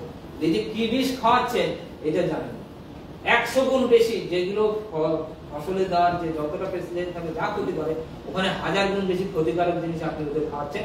কারণ সেইগুলো মাছ খাচ্ছেন এবং মাছের বডিতে, কারণ ওইটা ভেঙে দিয়ে নষ্ট হয় না, ওইটা ওই অবস্থায় থাকে। ওদের একটা কেমিক্যাল কম্পাউন্ড সেটা যখন ভেঙে ছোট ছোট হয়, সেই কম্পাউন্ড গুলো কিন্তু আরো বেশি মারাত্মক হয়ে যায়। এবং সেই কম্পাউন্ড গুলো আমরা যখন খাই, সেটা হচ্ছে আপনারাই সব থেকে বেশি ক্ষতিকারক এফেক্টের মধ্যে পড়ছেন। অতএব অর্গানিক চাষবাস করা শুধুমাত্র আমাদের স্বার্থে না, আমরা চাষবাস করি না, যাই হোক আমাদের একটা প্রফেশন আছে, আমরা কিনে খাই। অতএব এটা শুধু আমাদের স্বার্থের জন্য না, সব থেকে বেশি স্বার্থ কিন্তু আপনার ফ্যামিলি। আমি একবার হচ্ছে খেজুরের রস খেতে গেছিলাম, মানে বাঁকুড়ার দিকে একটা কাজে, এরকম অর্গানিক প্রসেসিং এর কাজে গিয়েছিলাম। সেখানে গিয়ে খেজুরের রস এরকম দিচ্ছে, তখন আমি বললাম যে খেজুরের রসটা যখন খেতে যাচ্ছে এটা কোথা থেকে, এই গাছ থেকে ফেলে গেছে, এই গাছ আমরা দেখি গাছে, সেখানে দেখি প্রচুর পরিমাণে মাছি বসে, মানে মৌমাছি বসে। এটা স্বাভাবিক, আপনারা জানেন যে এটা 4 বছরের একটা শৃঙ্খল, মৌমাছি তো থাকবে। আমি বললাম এই মাছিটা উড়ে উড়ে কোথায় যায়, পাশে দেখি যে সর্ষের ক্ষেত আছে, তারপরে সেইখানে সব স্প্রে দিচ্ছে, মানে সে দূরে। আমি বললাম না আমরা স্প্রে দেই দূরে। আমি বললাম যে ওই স্প্রে দেন দূরে, কিন্তু এই মৌমাছি তো উড়ে ওখানেই যায়, ওখান থেকে আবার এসে এইখানেও বসে। ও তো বাড়িতে আপনার ওই যে স্প্রে দিলেন, স্প্রে করে আনলেন, ও তো বাড়িতেই এসে বসলো, আপনার ওই রসের মধ্যেই তো বসলো। আর আপনি তো, আমরা তো গুড় খাই, বলেন গুড় খাই, কারণ ওটা হিট করা হচ্ছে, কিছুটা নষ্ট হচ্ছে। আপনি তো এই রসটা খান, যেটাতে আপনি সব থেকে উপকারী, অবশ্যই উপকারী জিনিস বলে খান সকালবেলা, তো আপনি তো সব থেকে বেশি ভিক্টিমাইজ হচ্ছেন। ভেবে দেখেছেন? যে হ্যাঁ, সেই জন্যই না বাচ্চাদের এখন দেখি একটু বিভিন্ন রকমের রোগ হয়, বুঝতে পারি না, মাঝে মাঝে হাত পায় চুল পড়ে, র্যাশ বেরোয়, আর এটা বুঝতে পারেন না। এই সিজনটাতে আপনাদের মানে উইন্টার সিজনে সব থেকে রোগ কম হয়। উইন্টার সিজনে সবাই ভাবে জামা কাপড় পরে থাকে বলে বোধহয় র্যাশটা হয়। আমি জানি না, আমি ইনভেস্টিগেট করিনি, কিন্তু হতে পারে যে পেস্টিসাইডটা ডাইরেক্টলি ওরা খাচ্ছে বলে ওদের মধ্যে সেই রসটা ছড়িয়ে যাচ্ছে। এটা স্টাডি একটা করে দেখাই যায়, মানে মেডিকেল। আমি ওখানে যত যারা মেডিকেলের প্রফেশনাল যুক্ত তাদের কাছে শুনেছি যে বিভিন্ন রকমের শীতকালেও রোগের প্রকোপ বেড়ে গেছে, এবং সেটা পেটের রোগ, স্কিনের রোগ সবকিছু ভাবেই বেড়ে যাচ্ছে। তো এগ্রিকালচার ফিল্ডের বিভিন্ন রকম আমি একটা জিনিস মানে নতুন যেটা কাজ করতে এখন আপনারাও শুরু করেছেন, আপনারা জানেন যে বিভিন্ন ভাবে ভার্মি কম্পোস্ট বা এই কম্পোস্ট সার যেগুলো তৈরি হয়, আমি শুধু একটা জিনিসই বলবো, বায়োচার গুলো কিন্তু আপনাদের যদি টেকনোলজিটা কোনো কিছু হয়, একটা বায়োচার আপনারা জানেন যে সাধারণত গোবর বা এইসব জিনিস দিয়ে তৈরি হয়, কিন্তু যে যে ভার্মি কম্পোস্ট তৈরি হয় গোবর বা এইসব জিনিস, বায়োচার দিয়ে যদি মডিফাইড করেন সেটা কিন্তু অনেক বেশি ভালো হয় সেই সারের কোয়ালিটি। কারণ রিসেন্টলি সুন্দরবনে দেখলেন যে আমরা তো ওই যে বায়োডাইভার্সিটি ঠিকঠাক রাখার জন্য অনেক কিছু ভাবছি, আপনারাও ভাবছেন, আপনারাও এটা ভেবে দেখবেন যে ওইখানে বেশ কিছু বাইরের যে গাছ আছে, ওখানে বেশ কিছু বাইরের মানে আমরা যেমন মাছ তেলাপিয়া ইনকর্পোরেট করেছি, তার বিপদটা আসছে পরে। কিছু কিছু গাছ আছে যেটা খুব তাড়াতাড়ি বেড়ে ওঠে, সেরকম হু করে হয়, মানে সুন্দরবনের দিকে দেখবেন বাফার জোনে, বিশেষ করে আমি যে জায়গাটা যেটা ন্যাজাট, তারপরে হচ্ছে চৈতল, মিনাখাল, এই জায়গাগুলোতে দেখেছি, মানে এই জায়গাগুলোতে কাজ করতে গিয়ে দেখেছি যে ওই অনেক সময় বাংলা ভাষা অনেক সময় বলে বুয়ে বাবলা, যে বাবলা, কিন্তু ওইটা সেই যে বাবলা আমরা ছোটবেলায় দেখেছি সেই বাবলা নয়, ওটা একটু অন্যরকম, ওই পাতাগুলো হচ্ছে তেঁতুল গাছের মতো হয়। এই বাবলা গাছটা কিন্তু মানে মেরে শেষ করা যায় না, হতে যেখানে শুরু করে কন্টিনিউয়াস হয়ে যায়। তো এই ধরনের যে গাছগুলো, আপনারাও হয়তো এরকম কোনো নতুন নতুন গাছের প্রবলেম ফেস করবেন, এই গাছগুলো থেকে আপনারা বায়োচার তৈরি করার কথা ভাবতে পারেন।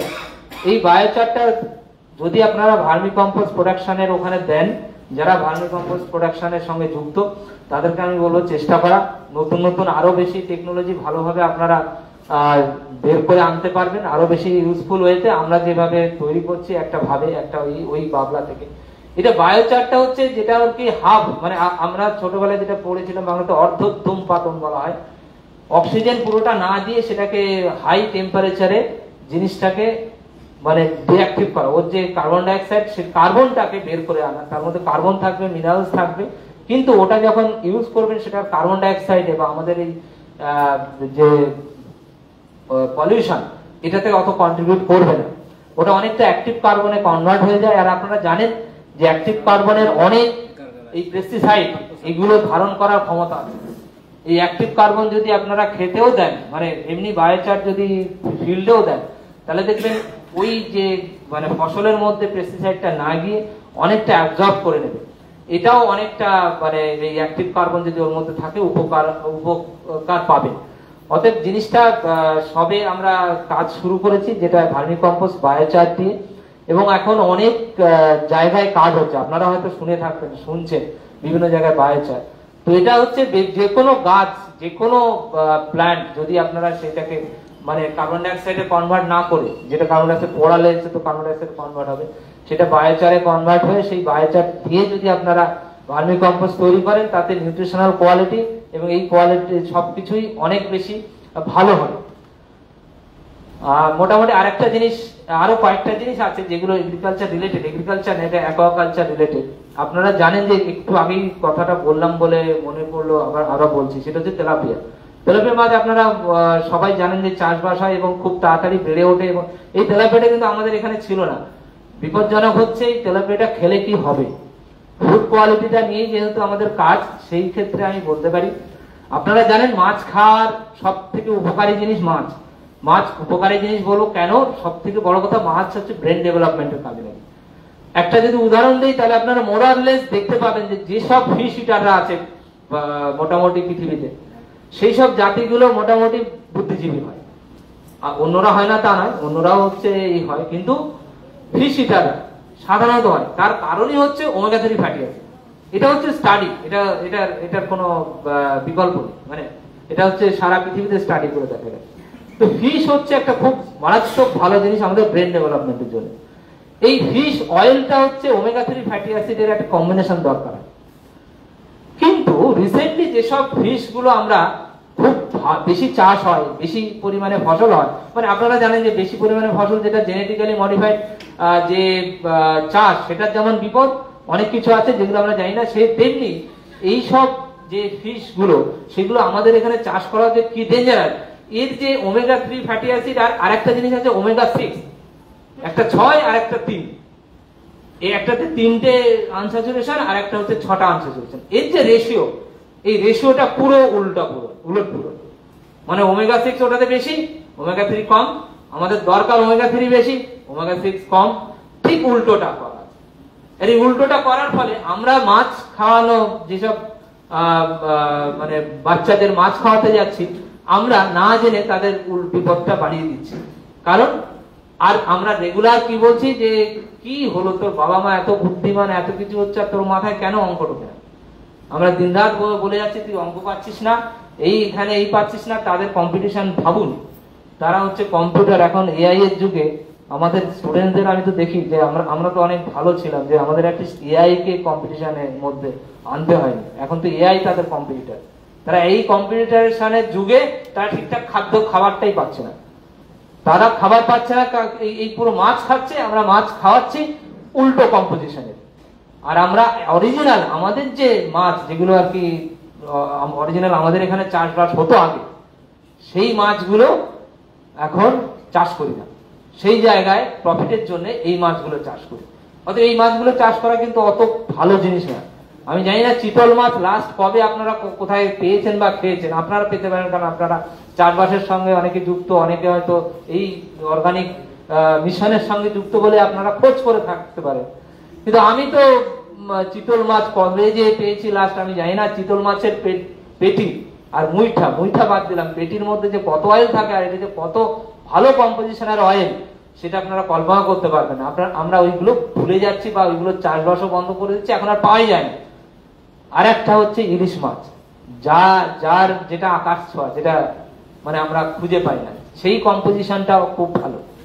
সেই জিনিসগুলো কিন্তু আমরা এখন আর পাচ্ছি না, পাই না, কারণ আমাদের বিভিন্ন রকম মানে আমাদের যেমন খাদ্যাভ্যাসও চেঞ্জ হয়ে যাচ্ছে, চাষবাসের যে জিনিসগুলো আমরা চাষবাস করছি বা মাছ চাষ করছি সেগুলো চেঞ্জ হয়ে যাচ্ছে। আর চেঞ্জ হওয়ার ফলে মানে যে জিনিসটা চেঞ্জ হচ্ছে আমাদের এই খাদ্য শৃঙ্খলটা, ফুডের এই কোয়ালিটিটা চেঞ্জ হচ্ছে। আর তারপরের প্রবলেম তো আছেই, আপনারা জানেন যে দিন রাত এই যে আমি মানে দেখে আশ্চর্য হই, হঠাৎ করে এই যে ব্রেন ডেভেলপমেন্টের কথা করে মনে পড়লো যে আমরা যে প্লাস্টিকের বটলগুলো ইউজ করি, প্লাস্টিকের বটল ঠিক আছে, কিন্তু প্লাস্টিকের বটলটা যে দোকানের সামনে লাইন দিয়ে সার দিয়ে রাখা থাকে, চিন্তা করুন।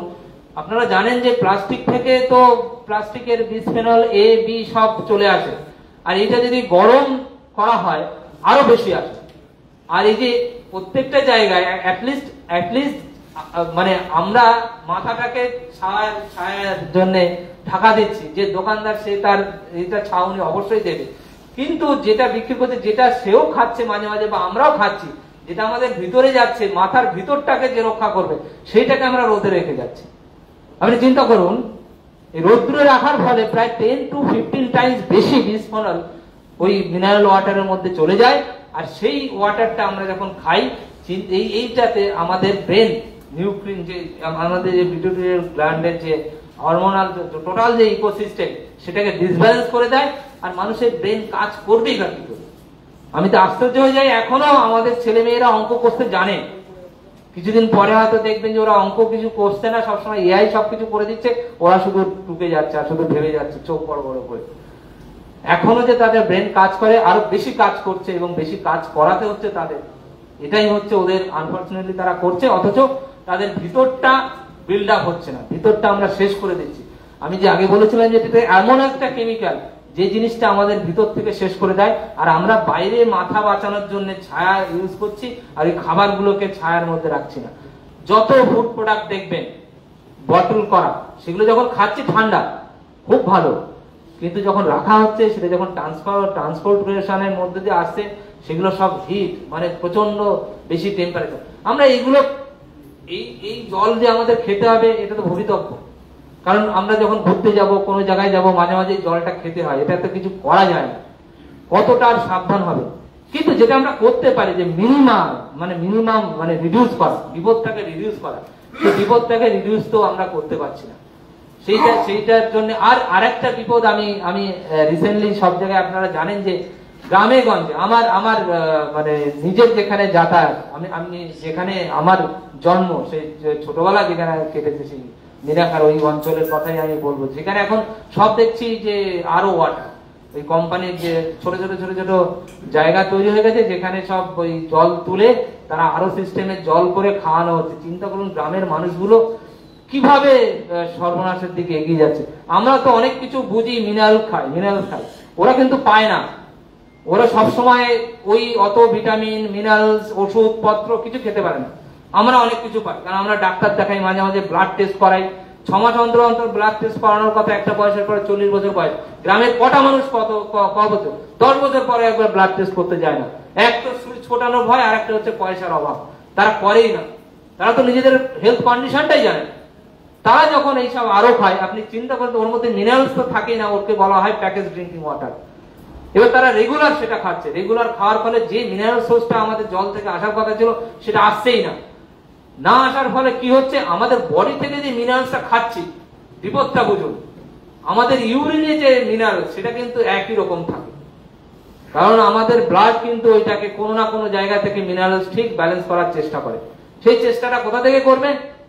সেই চেষ্টাটা করবে আপনারা শাকসবজি খাচ্ছেন, সেই শাকসবজি থেকে ওই মিনারেলসটা নেবে এবং ব্লাডের মধ্যে মিনারেলস ব্যালেন্সটা ঠিক করবে এবং কিডনি সেটা তারপরে প্রসেস করবে। দেখবেন আরো ওয়াটার খাবেন, অতটা মিনারেলস ইউরিনে চেঞ্জ হচ্ছে না। তাহলে এই মিনারেলসটা কোথা থেকে আসছে? আমি যে ভালো খাবার ভেবে যে শাকসবজি খাচ্ছি ওই থেকে মিনারেলসটা আসছে, আর আমি আরো ওয়াটার খেয়ে যেখানে মিনারেলস খাচ্ছি না। কারণ আপনারা জানেন স্বাভাবিক ডায়ালিসিস প্রসেসের মেইন মানে প্রসেসটাই হচ্ছে একদিকে মিনারেলস কম থাকলে আর একদিক থেকে মিনারেলস যাবেই যাবে। তাহলে ওয়াটারে আপনি যে ওয়াটারটা দিয়ে আমাদের বডি তৈরি, সেখানে মিনারেলস নেই, তাহলে মিনারেলসটা ব্যালেন্সটা হচ্ছে কোথা থেকে? আমাদের ব্লাডের মধ্যে আগে যে মিনারেলস যতটুকু যাচ্ছিল সেটাই ব্যালেন্স করে মোটামুটি একটা জায়গায় আনছে। কতটা বিপজ্জনক দেখুন। শুধুমাত্র ওই প্যাকেজ ড্রিঙ্কিং ওয়াটারের যে ডিসফেনল, প্লাস্টিক, এই সবের থেকে বাদ দিলেও শুধুমাত্র মিনারেলসের অভাবে আমরা এই যে গ্রামে গঞ্জে সবাই জল খাওয়া শুরু করেছে। এখন দেখছি যে 5 টাকায় 10 লিটার পাওয়া যাচ্ছে, একটা বড় বড় ড্রাম 5 টাকা করে 10 লিটার। আরে জলটা সে কি জল খাচ্ছে, সেই জলটার কোনো কোয়ালিটি চেক হয় না। সেখানে দেখবেন যে প্যাকেজ ড্রিঙ্কিং ওয়াটারে তাও তো লেখা থাকে যে অ্যাডেড মিনারেলস। কোনো কোনো কোম্পানি, যারা বড় কোম্পানি তারা লেখে, তারা মিনারেলসটাকে অ্যাড করে। আর আমরা খাই, যারা আমরা গরিব মানুষ তারা খাই প্যাকেজ ড্রিঙ্কিং ওয়াটার, যেখানে মিনারেলস থাকলো কি গেল কারোর কোনো মাথা ব্যথা নেই, কারণ ওখানে ম্যান্ডেটরি নয়। আপনি যদি মিনারেল ওয়াটার লেখেন ম্যান্ডেটরি, আর যদি লেখেন যে প্যাকেজ ড্রিঙ্কিং ওয়াটার ম্যান্ডেটরি নয়। আপনি ওখানে মিনারেলস রইলো কি না রইলো, আর ওখানে একটা টিডিএস মেনটেন করতে থাকে, সেই টিডিএস কি দিয়ে মেনটেন করবে, হেভি মেটাল না কি মেটাল, সেটাতে কিছু যায় আসে না। অতএব আপনারা খেয়ে যাচ্ছেন, মানে আমরা খেয়ে যাচ্ছি আর এই বিপদের মধ্যে পড়ে যাচ্ছি। কিছুদিন পরে দেখবেন ওই যে এখন নতুন করে শুরু হয়েছে না যে আয়রন ফর্টিফাইড রাইস, সেটা আপনারা অলরেডি সেই গল্প জানেন। সেটা আবার মানে ঠেকি ছাড়া চালের গল্প। আমরা 30-40 না 40 বছর আগে, ম্যাক্সিমাম 40 বছর আগে সেটাকে রাইস মিল জাপান থেকে আসতে শুরু করলো, আর আমাদের যে হালার মিল সব উঠে গেল। আমরা পলিশ রাইস খেতে শুরু করলাম, শুরু করে যেখানে আয়রন থাকে সেখান থেকে সেটা বের করে দিলাম। বের করে দিয়ে আমি অনেক জায়গায় ওই সময় বছর 20 আগে, তখন প্রচারের জন্য দেখুন কি মারাত্মক এরা মানে কোম্পানিরা প্রচার করে। তখন একটা প্রচার করা হতো, আমি শুনতাম যে এই যে পলিশ রাইস এটা খেলে আপনার খরচা কম। বলে কিভাবে? বলে না, এটা তো তরকারি লাগে না বেশি। অথচ আনপলিশ রাইস যখন ঢেঁকিসাটা চাল খাবেন, ওটা খেতে তো খুব একটা ভালো লাগে না, ওতে বেশি তরকারি খেতে হবে। অথচ এইটা কম তরকারি, কোন রকম ই করবেন, ডাল আর কিছু দিয়ে খেয়ে নিতে পারবেন। এটা কিন্তু হিডেন প্রচার ছিল, আপনারা শুনেছেন কিনা জানি না। এই তরকারি কম দিয়ে খাওয়ার ফলে কি হচ্ছে, তরকারি খাওয়ার অভ্যেসটাও চলে গেছে, আর ঢেঁকি ছাড়া চালও তো আর পাচ্ছে না। অথবা আয়রন এর সোর্স যেখানে যেখানে আসা দরকার ছিল, পথ ছিল, সে প্রত্যেকটা পথকে আমরা বন্ধ করে দিলাম। আমরা সবজি খাওয়া কমিয়ে দিলাম, ওই কথা শুনি বা পাওয়া যাচ্ছে না সেটাও শুনে হোক, বা এই যে পেস্টিসাইড ইউজ করার ফলে তাতে মিনারেলসও কমে যাচ্ছে, আয়রন কমে যাচ্ছে, আবার এইটা থেকে আয়রন কমিয়ে দিলাম। কমানোর ফলে কি হলো, আজকে ভারতবর্ষের গ্রামগঞ্জে প্রায় 75% গ্রামের সব মায়েরা আয়রন ডেফিসিট এবং তাদের অ্যাকিউট আয়রনের প্রবলেম। এখন আমরা মিশন চালু করেছি আয়রন ফর্টিফাইড রাইস। কিন্তু ওই যে বলেছিলাম কিছুক্ষণ আগে বলেছিলাম যে আমরা জেনেটিক্যাল প্রাণী, আমরা তো বেসিক্যালি প্রাণী। আমাদের মধ্যে যদি এখন কেউ বলে যে ওই যে জানালা আছে ওখানে গিয়ে রেগুলার কামড়াই, আমার আয়রন ভিতরে যাবে? আমার তো আছে তো, জানলায় যদি কামড়াতে শুরু করি কালকে থেকে, বা এই কথা জানলায় হচ্ছে এই করে জল ধুয়ে জানলা মানে একটা রড যদি ইসে রেখে দেয় তাহলে কি যাবে? এর একটা প্রসেস আছে, বায়ো অ্যাবজর্পশন হতে হয়, বায়ো অ্যাভেলেবেল করতে হয়। এবং এই বায়ো অ্যাভেলেবিলিটি শুধুমাত্র একটা ফর্মে কনভার্ট করলে হয় না, এটা একটা কম্পাউন্ডের থ্রু দিয়ে গেলে, যখন আমরা ভেজিটেবলস বা বিভিন্ন রাইস এইসবের মধ্যে যে আয়রনটা যাচ্ছে তার বায়ো অ্যাভেলেবিলিটি তার যে ভিতরে শোষণ ক্ষমতা যেভাবে অ্যাবজর্ব হবে সেইটা অন্যভাবে কোনোভাবে হয়। এখানে যদি কোনো ডাক্তারবাবু কেউ থেকে থাকেন তাদের কাছে রিকোয়েস্ট করবো, তারা বলতে পারেন যে ওটা সত্যি বলছি কিনা। কোনোদিন হবে না। একটা জিনিস ন্যাচারাল প্রসেসে আমার মধ্যে আসছে, আর সেইটা আমরা কোনোভাবে আর্টিফিশিয়াল ঢোকানোর চেষ্টা করছি। তাহলে চিন্তা করুন, একটা ইন্ডাস্ট্রিয়াল রেভলিউশন আমরা যাকে বলতাম, সেই স্যাটাকের রাইস মিল, সেই ইন্ডাস্ট্রিয়াল রেভলিউশন কিভাবে আমাদের পুরো হেলথটাকে রেগুলেশনাইজ করে দিয়েছে নেগেটিভ। তো নেগেটিভ ভাবেই করেছে। লাস্ট একটা এই বলবো যে আপনাদের যারা আর কি গ্রামে গঞ্জে টাচে আছেন তাদেরকে একটু রিকোয়েস্ট করবেন যে আমরা অনেক সময় শ্যালো মেশিন যে শ্যালো যে টিউবওয়েল গুলো চালানোর জন্য যে পাম্প সেট গুলো ইউজ করি, আলটিমেটলি সেই পাম্প সেট গুলো কেউ যেন না কাটা তেল বা এইসব ডিজেল, কাটা ডিজেল অনেক সময় বলে, এইগুলো ইউজ করে। এর একটা ডিজেল পাওয়া যায় মার্কেটে, সেটা হচ্ছে বেশিক্ষণ চলে। সেটাতে কি থাকে, লেড আর্সেনেট বলে একটা জিনিস থাকে। সে লেড আর্সেনেট এইটা দিলে কি হয়, হেভি মেটাল, যেটা দিলে কি হবে ইঞ্জিনের পারফরমেন্সটা অনেক বেড়ে যায়, মানে অনেকক্ষণ ধরে চলবে। যেটা হয়তো 1 লিটারে 1 ঘন্টা সে যদি চলে, তাহলে ওইটা দিলে 1 ঘন্টা 10 মিনিট চলে। এইটাতে একটা লুক্রেটিভ। কিন্তু এটা যখন বার্ন হয়, এই হেভি মেটাল, এই আর্সেনিক বা লেড, এইগুলো কিন্তু আপনার আশেপাশে সব এয়ারের মধ্যেই ছড়িয়ে যাচ্ছে। প্লাস যে লরিগুলো চলে গ্রামে গঞ্জে, তো এখন রাস্তাঘাটের উন্নতি তো অবশ্যই হয়েছে, এবং সেইখানে যে লরিগুলো চলে যাচ্ছে কমিউনিকেশনের জন্য, সেখানেও কিন্তু এটা আপনারা একটু সচেতন থাকবেন। কারণ আপনারা মানে চেষ্টা করছেন অনেক কিছু, কিন্তু অর্গানিকের এই যে উড়ে উড়ে বাতাস থেকে যে লেড বা আর্সেনিক আসছে, এটাতে ওই ল্যান্ডের মধ্যে পড়ছে, এবং সেটা আপনার গাছের মধ্যে দিয়ে আপনাদেরই বাড়িতে সেটা পৌঁছে যাচ্ছে। কলকাতায় কিছুদিন আগে আমি স্টাডি করেছিলাম, ইভেন খুব ভালো যারা চাষবাস করে তাদের ফসলের মধ্যে আমি 30 গুণ বেশি আর্সেনিক লেড পেয়েছি, যেখানে 2.5 ppm থাকার কথা একদম একটা খাদ্যে, যেটা সেফ লিমিট, তার থেকে 30 গুণ বেশি।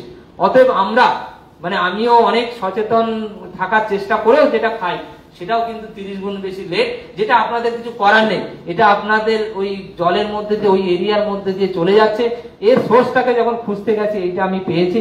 তো এটা আপনারা একটুখানি যদি কনসাস থাকেন, লোকজনকে অনেক কিছু বোঝাচ্ছেন, এটাও যদি বোঝাতে পারেন, এটা কিন্তু পেস্টিসাইডের থেকেও মারাত্মক, কারণ এটা আপনারা হেভি মেটাল ডাইরেক্টলি চলে আসছে।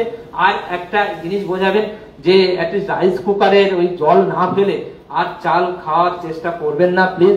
তার কারণ হচ্ছে যতই ভালো চাল হোক না কেন, তার মধ্যে যদি মেটাল কম্পোনেন্ট থাকে, আমরা যে ভাতটাকে ফ্যান গেলে ফেলে দিতাম, এটাতে কিন্তু প্রায় 90% আর্সেনিক বা পেস্টিসাইড এটা কিন্তু চলে যায়। যাদের অর্গানিক খাবার মানে সম্ভব নয়, বাইরে গেলে গিয়ে খেলেও এইটা কিন্তু ওর অ্যাবজর্ব যেন না হয়। আর অর্গানিক খেতে পারলে তো সব থেকে ভালো। আমি আমাকে বলতে দেওয়ার জন্য আপনাদেরকে ধন্যবাদ জানাই, এবং আপনাদের যে প্রচেষ্টা, যার জন্য অ্যাটলিস্ট কিছু অর্গানিক ফুড আমরা খেতে পাচ্ছি, এর জন্য আপনাদের ধন্যবাদ জানাই। Thank you. আপনারা একটা অত্যন্ত প্রয়োজনীয় আলোচনা শুনলেন। আপনাদের এবার অনুরোধ করব, আপনাদের যদি কোনো প্রশ্ন থাকে তাহলে সেই প্রশ্নগুলো করুন। ডক্টর বিশ্বাস, আমরা একদম শহরাঞ্চলে থাকি, আমরা আড়ত জল খেতে বাধ্য হই due to pathogen and others. তো বাধ্য, এটা এবার একটা সমস্যা তৈরি হচ্ছে। আমি একটু নাম করেই বলছি, বিসলেরি ইত্যাদি, এরা বলছে আপনি TDS Khan up to 150, US ওরা বলছে টিডিএস খান বিলো 300। তো what should be the TDS আমাদের ইন্ডিয়ান স্ট্যান্ডার্ড? না, টিডিএসটা হচ্ছে ওর মধ্যে যে পার্টিকেলস গুলো থাকে, যে মেটালস বা মিনারেলস গুলো থাকে, মিনারেলস কম্পোনেন্ট। এখন ঘটনা হচ্ছে যে আমাদের শরীরে যে টিডিএস গুলো দরকার, সেইটা কি ওর মধ্যে আছে? ওই যে 150 বা 300 যে টিডিএসই ইউজ করছেন না কেন, কারণ আরো সিস্টেমটাই হচ্ছে এটা অনেকটা হচ্ছে মেমব্রেন প্রসেস, আপনারা তো জানেন, একটু সেটা জানেন।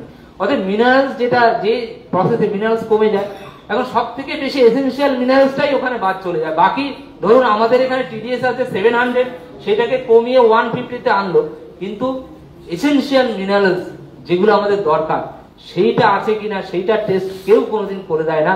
তার কারণ হচ্ছে এটা একটা ভালো মতো গিমিক চলছে বাজারে যে টিডিএস। আমাদের উপায় আছে। দেখুন আমি আমি আমি বলছি না যে আপনাকে সেটা করতে হবে, বা আমিও সবসময় সেটা করতে পারি, কারণ আমি এখনো করার চেষ্টা করি, সেটা হচ্ছে ক্যান্ডেল ফিল্টার। ক্যান্ডেল ফিল্টার দেখবেন যে ওটা অনেক রকম, ওইটাতে কিন্তু কোন রকম মেমব্রেন লেভেলের সেপারেশন হয় না। ওটাতে যে ওয়াটার আছে ওটাতে কিন্তু প্যাথোজেন আটকে যায়। আর যে প্যাথোজেনের কথা আমরা সবসময় বলি যে এটা খুব খারাপ খুব খারাপ, আমি একটা ছোট্ট গল্প বলি, মানে অনেক কথা বলে ফেলছি, ক্ষমা করবে, মানে এত আমি একটা প্রথমে একটা বাইরে একটা জায়গায় পড়াতে গেছিলাম, মানে সেইখানে গিয়ে একটা জায়গায় এরকম সকালে ক্লাস নেওয়ার কথা ছিল। তো ওখানে ইউএসএ বা জাপান থেকেও অনেক প্রফেসর ছিল, একটা তার ওই এক্সট্রা একটা ক্লাস নেওয়ার ব্যাপার ছিল। তো আমি যে জল ওরা বলছে যে ওরা সব মিনারেলস ওয়াটার খাচ্ছে, এই ভালো বেশ এই করে। তো ইউএসএ যে যিনি প্রফেসর উনিও মিনারেলস ওয়াটার খাচ্ছে, আমি এমনি ট্যাপ ওয়াটারই খেয়ে নিচ্ছি। তখন আমার বয়স কম ছিল, 2002 এর কথা বলছি, তখন অতটা আমি করতাম না, মানতাম না, খাচ্ছি। তো পরের দিন সকালে এটা গেল, জল ওরা খুব সাবধানে খাচ্ছে। এরপরে উনি যখন সকালে আমাকে দেখে বলছে যে doctor Kishore please you take my class, I will not be able to take my class because I am feeling some uneasy. বলে কেন? বলে যে ওনার ডায়রিয়া মতো হয়ে গেছে, পেট খারাপ। আমি বলি আপনি তো কিছুই খাননি, মিনারেলস ওয়াটার খেলেন। বলো না এখানকার মিনারেলস ওয়াটারও আমার সহ্য হচ্ছে না, এমনই অবস্থা হয়ে গেছে। আর আমি তো আমাকে বললো যে how you are sustaining yourself, মানে এইটা জল খেয়ে। আমি বললাম যে আমি তো এর থেকেও খারাপ জল খাই, আমাদের ট্যাপ ওয়াটার বা এসে আমাদের তো অসুবিধা হয় না। বলতে এইটা না আমাদের হচ্ছে ইমিউনিটি গ্রো করে না। এই যে আরো ওয়াটার খাচ্ছেন ঠিকই, যে ভালো জল, মাইক্রো অর্গানিজম খারাপ আপনাকে কে বললো? আমি তো মানে আমার বডিতে যদি যে উপকারী মাইক্রো অর্গানিজম গুলো দরকার হয়, গাট মাইক্রো অর্গানিজম, আপনি বলছেন মাইক্রো অর্গানিজম খাবেন না, অথচ আপনি এই মাইক্রো অর্গানিজম কিনে খাচ্ছেন। এই যে আমরা যখন পেট খারাপ টারাপ হয় না, তখন বলে দেয় যে স্যাশে করে, ওটা তো micro organism, live micro organism. ওইটা আমার বডিতে থাকার কথা ছিল, ওটা জলের থ্রুতে গিয়ে ওখানে বাস করার কথা ছিল। সেই জিনিসটাকে আমরা নষ্ট করে ফেলছি, কোনোদিন মাইক্রো অর্গানিজম পাঠাচ্ছি না। তাহলে আপনি আমার বডি ঠিক থাকবে? আমার বডিতে যে কোনো সময় যেমন থাকে না যে একদম খুব একদম ক্লোজ, সবসময় যদি আপনি এসিতে ঘুরে বেড়ান, তাতে আর কোনো কিছু তার সহ্য হয় না। একটা গল্প ছিল যে রাজার ছেলে আর নাপিতের ছেলে, সেই গল্পটা বোধহয় আপনারা অনেকে জানেন, এইখানে জানি না। একজন রাজার ছেলে, সে ভালোভাবে একদম সুন্দরভাবে মানুষ হয়, আর একজন নাপিতের ছেলে, সে তো রাস্তাঘাটে ঘুরে ঘুরে মানুষ হয়। তো ই করছে যে রাজার ছেলে সব ভালো হেলথের, সবাই বলছে যে রাজার ছেলে ভালো। নাপিত বলছে না না, আমার ছেলে সব থেকে ভালো।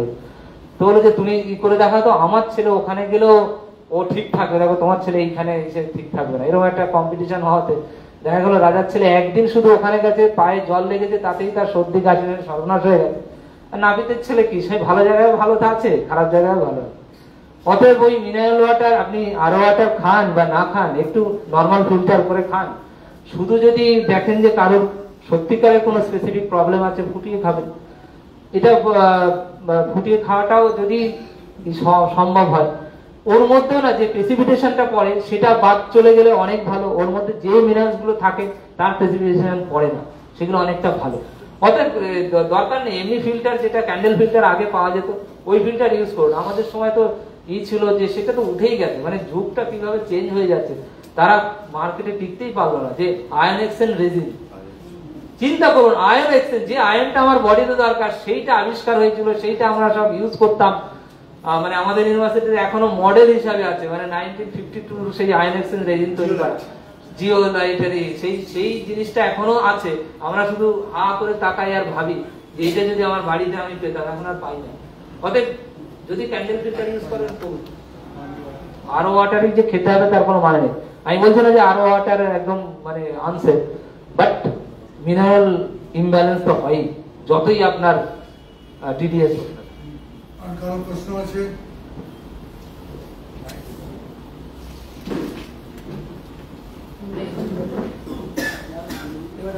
সবাইকে বিস্কুট খেতে বারণ করলেন, আপনাদের প্রশ্ন যাচ্ছে না? না, একটাই প্রশ্ন আছে পুনর্নিদা, সেটা প্রথমে দোলা দিয়ে আপনাদের থ্যাঙ্কস ফর দিস, ওনার ডায়েটারি চার্টটা যদি উনি একটু বলেন। না, আমি একটা অস্ট্রেলিয়ান পেপারে বলি, সেটাতে বলেছে যে 5 ডেজ আমাদের যে টক্সিসিটি বের করার জন্য, যদি আপনি রিপিটেড টক্সিন যদি বডিতে না দেন, তাহলে 5 ডেজ লাগে রিকভার করতে। মানে আমাদের যে লিভার কিডনি আছে 5 ডেজ।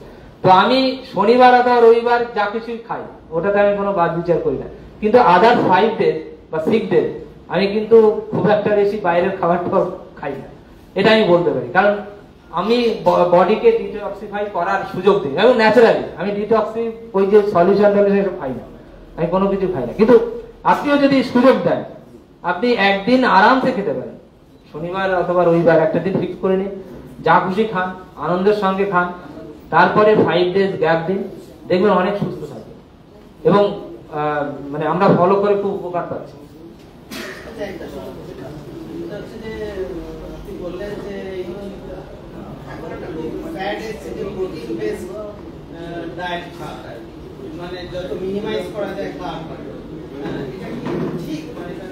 না,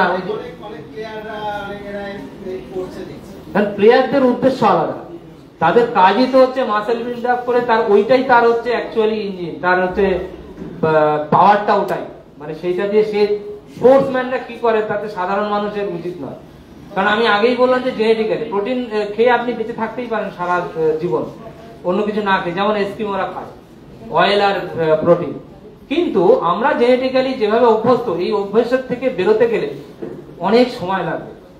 ক্রাশ ডায়েট অনেকে বলে যে ক্রাশ ডায়েট করলে এই হয় তাই হয়, এটা একদমই উচিত না। মানে আমি তো বলবো যে আমাদের বায়োলজিক্যাল যে অ্যাক্টিভিটি এটাকে আস্তে আস্তে কমাতে হয়, যেমন হঠাৎ করে কমাতে যাবেন না, অত ডায়েট হঠাৎ করে করতে যাবেন না। কিছু কিছু জিনিস আছে যেগুলো মানে না না আছে একদমই খুবই মারাত্মক খারাপ জিনিস, আমি বলবো যে মারাত্মক খারাপ জিনিস। আপনি সকালে ছোলা খান না, আমরা যে ছোলা আর গুড় খেতাম, ভাবুন তো ছোলার মধ্যে কত প্রোটিন আছে, কত ইয়ে আছে। আমরা আরে সবার যদি চিবোতে অসুবিধা হয়, আমাকে অনেকে বলে যে আরে স্যার আপনি শুধু হচ্ছে ঘোড়ার মতো ছোলা চিবিয়ে যান। আমি ঘুরতে গেলেও মানে ছোলা নিয়ে, ছোলা কত 1 কেজি ছোলা ব্যাগে করে নিয়ে যেতে কোনো সময় লাগে, আর সব জায়গায় অ্যাটলিস্ট গ্লাস আর জল পাওয়া যায়, ওই ডুবে ভিজিয়ে দিন ও এমনি পেয়ে যাবেন ছোলা। সকালবেলা যদি খেতে না ভালো লাগে আপনি বাড়িতে করে, এখন তো সব মিক্সি পাওয়া যায়, মিক্স করে শরবত করে খেয়ে নিন। আবার এখন হচ্ছে ছাতু খাওয়া আমি বলছি না খারাপ, কিন্তু সেটা পিওর ছোলা হলে ভালো। ছাতু আবার হচ্ছে এখন অনেক ওই বজরা টজরা দিয়ে অনেক কিছু তৈরি, একদম ছোলা ভিজিয়ে খেয়ে নেন, সকালবেলা ছোলা খাবেন। এবং আপনি বললেন যে কি খাই, আমি 365 দিন সবসময় চেষ্টা করি একদিন ছোলা খাওয়ার। ছোলা হচ্ছে সাবস্টিটিউট অফ ফল। আর একটা জিনিস বলে রাখি যে একটা বেলজিয়ামের একটা স্কুলে দেখেছিলাম, সেখানে এই টিফিন ব্রেক কথাটাই নেই, ওরা বলে ফ্রুট ব্রেক। এই ব্রেকের নামটাই দিয়েছি যে টিফিন ব্রেক না, ফ্রুট ব্রেক। ওই সময়টা টিফিনের সময় ফ্রুট, দিনে একটা করে ফল খাবেনই খাবেন। আর এই একটা ফল হচ্ছে টমেটো, একটা ফল, মানে টমেটো যদি সেই রকম আইসক্রিমের ফল নয় ওইভাবে বলা যায় না, কিন্তু এটা হচ্ছে কাঁচা সবজি হলেও ফলের যা গুণ, পয়সা যদি নাও থাকে, আমি গরিব মানুষ তো অনেকেই বলি আপনার পয়সা নেই, টমেটো তো আছে, খেতে টেতে সব জায়গায় টমেটো পাওয়া যায়, সস্তা যখন হবে শুধু টমেটো খাবেন, অন্য সময় কুল খাবেন, যা কিছু পান, দিনে একটা ফল অবশ্যই খাবেন, তাতে দেখবেন যে আপনার মিনারেল ঘাটতি টোটালটাই চলে গেছে। এইগুলো না মানুষের অভ্যাসের মধ্যে যদি দাঁড় করে ফেলে, এবং এটা হচ্ছে এই ছোলাটাও কিন্তু যখন কাঁচা খাবেন ফলের মধ্যে পড়ে, আর এই যখন এটাকে অন্য প্রসেস করবেন, হিট করবেন, এটার ফল রইল না, এটা অনেক কিছু চেঞ্জ হয়ে যায়, মানে হিট করলেই অনেক ক্যারেক্টারিস্টিক চেঞ্জ হয়ে যায়। অতএব আরেকটা জিনিস অনেকে বলে যে খালি পেটে জল, ভরা পেটে ফল। আমি বলবো খালি পেটে জল, ভরা পেটে ফল, মানে পেটটা ভরাবেন জল দিয়ে। অতএব খালি পেটে জল খেয়ে নেবেন, তারপরে ফল খাবেন। অতএব ভরা পেটে ফল খাবেন না, চেষ্টা করবেন যে না খাওয়া। না, এটা অনেক স্টাডি থেকে বলছি, মানে আমি প্রচুর স্টাডি ঘেটেই বলছি। আমাদের সাধারণত ফলটা খালি পেটে খাই সকালবেলা। যে ছোলা আর গুড় খাওয়ার অভ্যেস, সেই ছোলা আর গুড় খাওয়ার অভ্যেসের মতো ভালো জিনিস আমি তো পৃথিবীতে খুব কমই পেয়েছি। মানে যে যতই বলুক না কেন, আমাদের খাদ্যাভ্যাসটা অনেক ভালো ছিল। আপনি যদি ভেবে দেখেন যে মাছের ঝোলের মতো খাদ্য হয় না, যা আমরা খেতাম। আর রাত্রিবেলা আপনারা ঘুমের ওষুধ খান, ট্রিপ্টোফ্যান, ঘুমের ওষুধ যেটা তৈরি হয়, এটা কোথা থেকে তৈরি হয়? এটা যে দুধের থেকে আসে। ট্রিপ্টোফ্যান থেকে আমরা সাধারণত যে ঘুমের ওষুধের যে কম্পোনেন্ট পাই। এবং আমাদের আগে অভ্যেস ছিল দুধ আর হচ্ছে তার সঙ্গে একটা গুড় খাওয়া। আপনি চিন্তা করতে পারেন, ওই দুধ মানে হচ্ছে তার ঘুমের ওষুধের কাজ করে, আর গুড় হচ্ছে এমন একটা জিনিস, বা মিষ্টি। অনেকে বলে ডায়াবেটিস হলে মিষ্টি খাওয়া যায় না, অবশ্যই খাওয়া যায় না, পরিমিত। যদি আপনি ভাত না খেয়ে অল্প কমিয়ে দেন, আর যদি এক টুকরো চিনি বা গুড়ের একটা টুকরো খান, দেখবেন আপনার পেটটা ভরে যাবে। This is the mental satisfaction, এটা ক্রিয়েট করে ওই চিনি বা ওই মিষ্টি। এইটা যদি না করেন আপনার মনে হয় বেশি খাই, অতএব এই বেশি খাওয়া বন্ধ করার জন্য এটার দরকার। আর এই দুটো জিনিসের কম্বিনেশন ঘুমের ওষুধ তৈরি হয়। আপনারা একটা দুটো প্রশ্ন করেছেন, তার উত্তর শুনলে একটা বিষয় একটা বলেন, সেটা হচ্ছে খাদ্য নিয়ে তর্ক বিতর্ক আজকের নয়, কি খাবে কি খাবে না। রবীন্দ্রনাথ সকালে ঘুম থেকে উঠে এক গ্লাস রাত্রে ভেজে রাখা নিম পাতার সেটাকে ছেঁকে দিয়ে সেই জলটা খেতে কজন পারবে? আমাদের এখানে শরীর সুস্থ রাখার জন্য জোয়ান ভেজিয়ে রেখে খাওয়া, ময়দা ভেজিয়ে রেখে খাওয়া, গোটা ভেজে ভেজিয়ে রেখে খাওয়া, এগুলো আমাদের চিরকালের খাওয়ার অভ্যাসের মধ্যে ছিল। যত দিন গেছে আমরা এসব ভেতে বসেছি, আমরা এভাবে খাই না। আমি গরমকালে রোজ এক বোতল করে লেবু আর লেবুর জল খাই, তার সাথে মিষ্টি ছাড়া দইয়ের ঘোল খাই। এটা আমি শিখেছিলাম আমার ঠাকুরদার কাছে, কোনোদিন ওষুধ খেতে দেখিনি। তখন ধরো এই বিষয়গুলো নিয়ে চর্চা করলে যেটা আসবে সেটা হচ্ছে সময় পাল্টাচ্ছে, আমাদের নিজেদের যে সময় দেওয়ার বিষয় সেটা পাল্টাচ্ছে, এর বিপরীতে যুক্ত আছে। তো 24 ঘন্টা আমরা কিসে ব্যস্ত থাকি। এখন একটা অভ্যাস থেকে কর্পোরেশন ছেলে মেয়েদের সারাক্ষণই তারা অ্যান্ড্রয়েড ফোন টেপে যাচ্ছে সারাক্ষণ। এটাকে ভালো অভ্যাস বলা যায় না। আবার ফোন ব্যবহার করা এটা খারাপ অভ্যাস সেটাও বলা যাবে না। সবকিছুরই একটা লিমিট থাকে, সংজ্ঞা থাকে, এই জায়গাটা আমাদের ধরতে হবে। উনি আমাদের বললেন 1 কেজি ছোলা নিয়ে বেরিয়ে যাবে, তারপরে ছোলা খাবে, একদম ভোজন সম্ভব। তারপরে ওই অভ্যাস আপনি নিজেও করতে পারবেন, ও শরীর আমাদেরকে করতে পারবে, বাকি 5 দিন আপনি খাবেন। এখন ধরেন ছোলা একটা অত্যন্ত ভালো, আমাদের শরীরের পক্ষে একটা অত্যন্ত ভালো এক ধরনের ডাল। এটা তো এক ধরনের ডাল, এটা না ছোলার ডাল হয়।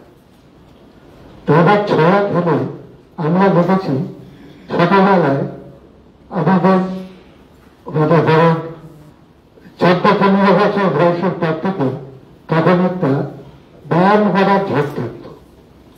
এই যারা ব্যায়াম করতো, ব্যায়াম আগে থাকতো প্রত্যেক পাড়ায় পাড়ায়, তারা প্রত্যেক দিন সকালবেলা উঠে ছোলা খেতে, বেরোনো ছোলা।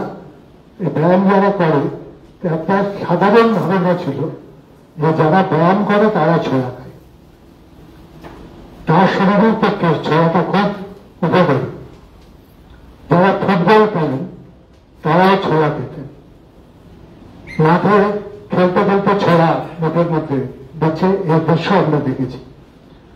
এখন ধরেন যে আর কি পৃথিবীতে কিছু খাওয়ার নেই, কেন থাকবে? সকালবেলা উঠে পান্তা ভাত খান না, চাষিদের কাছ থেকে শিখুন,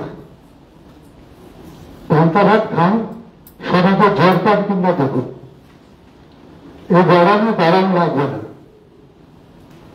অভ্যাস করতে হবে। তার কারণ এই অভ্যাস আমরা ছেড়ে ফেলেছি। বহু মানুষ এই পান্তা ভাত আবার নতুন করে এখন মেলা করে পান্তা ভাত দিতে হয়। পান্তা ভাত খেতে আমাদের অসুবিধা নেই। উনি চিড়ের কথা বললেন, সত্যি তো চিড়ে তার সাথে যদি একটু ভালো মিষ্টি মেশানো হয় সেটা খেতে কার খারাপ লাগবে? এখন আপনি সময় নিয়ে হলে সেটাকে ভালোভাবে ভেবে নিচ্ছেন, শক্ত শক্ত হয়ে গেল, তারপরে আপনি দই ঢাললেন, ভোট দিলেন, আপনার খেতে কিছুতেই ভালো লাগে। কিন্তু ছেলেটাকে ভেজাবার জন্য তার জন্য এখন ইনস্ট্যান্ট চিড়া তৈরি হয়েছে, জল দিলে সেটা নরম হয়ে যায়। এই ধরনের চিড়া তো পাতলা চিড়ে যেটা তৈরি হচ্ছে।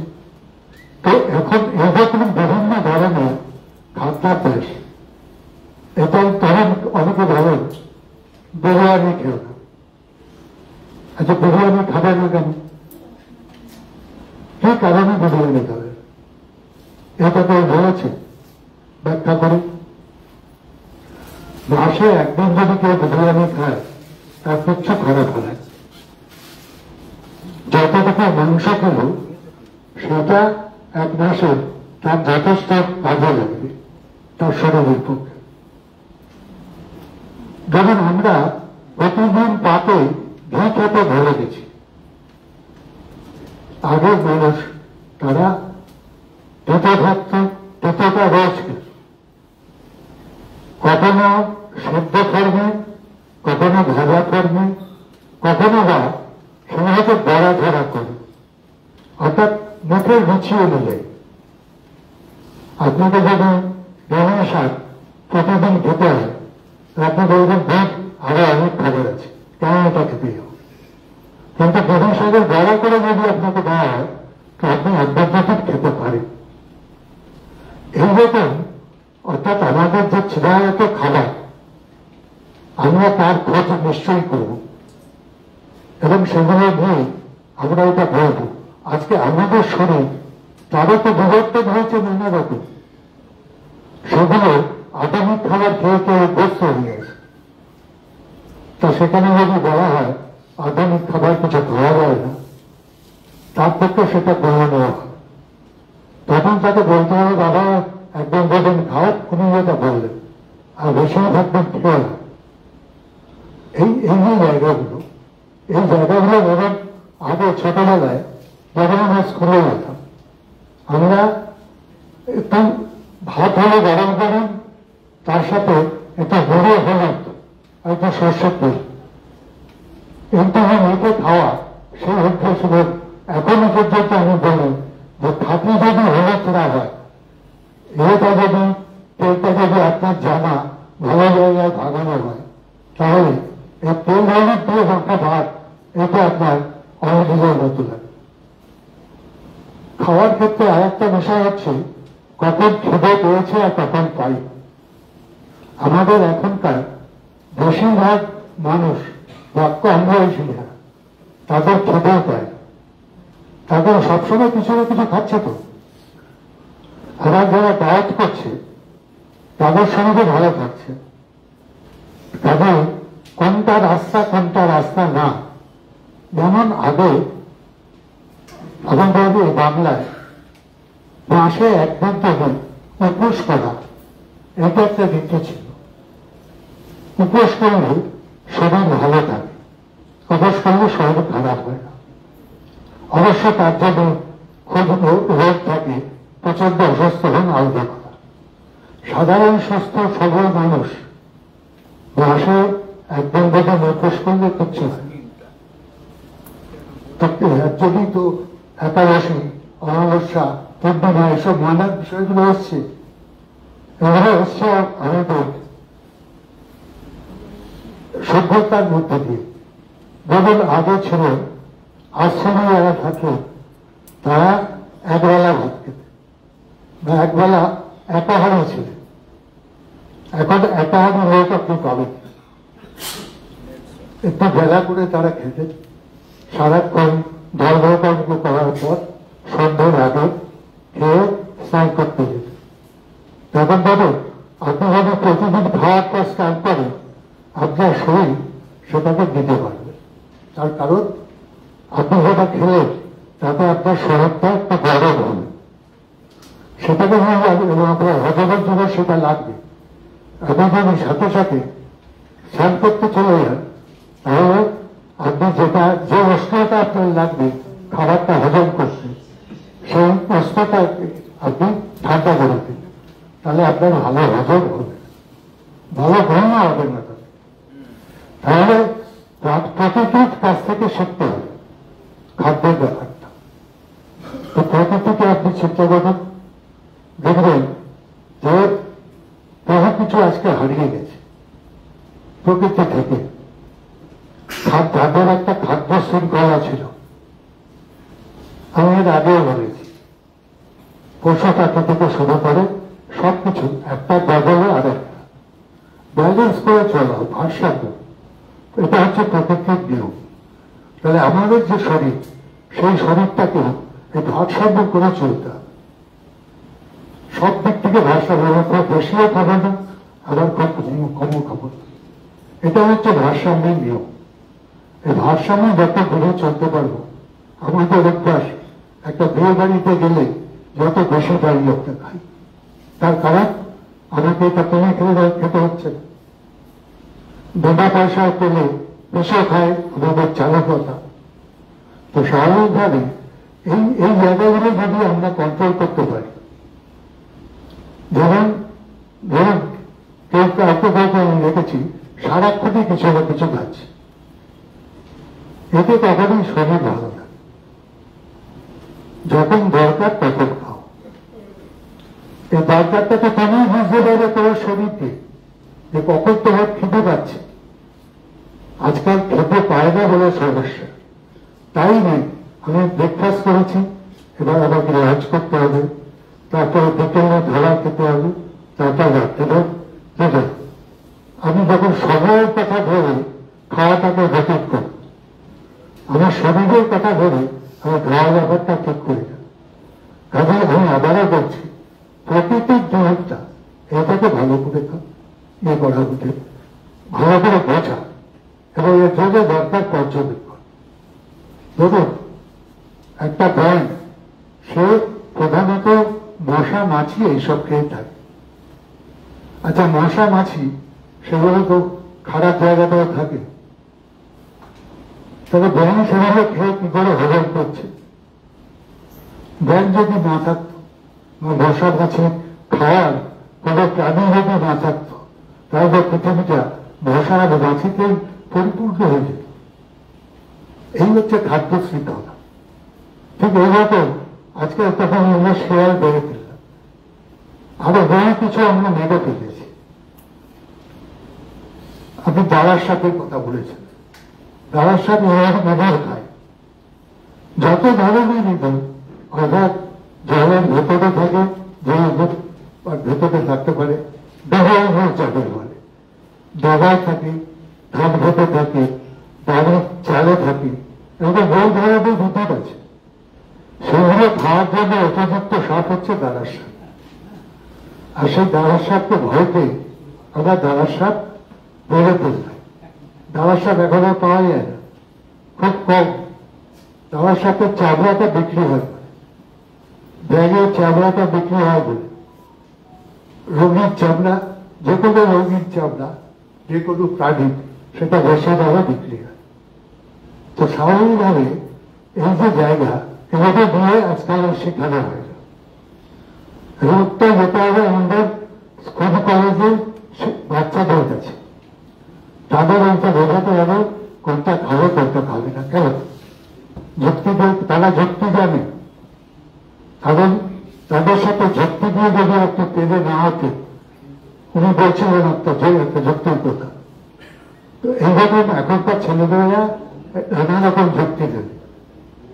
আগে বেলের মোরব্বা খেতে হবে, তাতে কনস্টিটিউশনের প্রবলেম এটা কম থাকতো। আমরা বেল ছোঁয়াও দেখি না, মোরব্বাটা পরের কথা। মোরব্বাটা খুব সুস্বাদু খাবার, বীরভূমের মোরব্বা, এটা হচ্ছে আমাদের বাংলার একটা ভালো বরাবর জাত। তো এইরকম ভাবে সব দিক থেকে যদি আমরা চিন্তা করি, তাহলে খাবারটা এই যে বলে আপনি হচ্ছে ঢাকা, তারপর হচ্ছে পাবনা, কোনটাই এই কথাগুলো আমাদের চালার কথা হলো যে সেগুলো সব ঠিক কথা, এরকম না। চালু কথা দিয়ে আমরা অনেক কিছু বলি, কিন্তু সব চালু কথা একদম ঠিক বলে মনে হয় না। কিছু কিছু কথা অবশ্যই কার্যকরী। আমি আর একটা দিক বলবো খুব অল্প কথায়, সেটা হচ্ছে ভেজাল। এটা শুধু কতগুলো জিনিস থেকে আসছে, রং মেশানো হচ্ছে, আপনার এই যে ভারী ধাতু সেটা আসছে, যেগুলো থেকে আমাদের খারাপ হচ্ছে। ঠিক সেই রকম উনি হিটের কথা বললেন, সূর্যালোক, সেটা থেকে আমরা একটা হিট পাই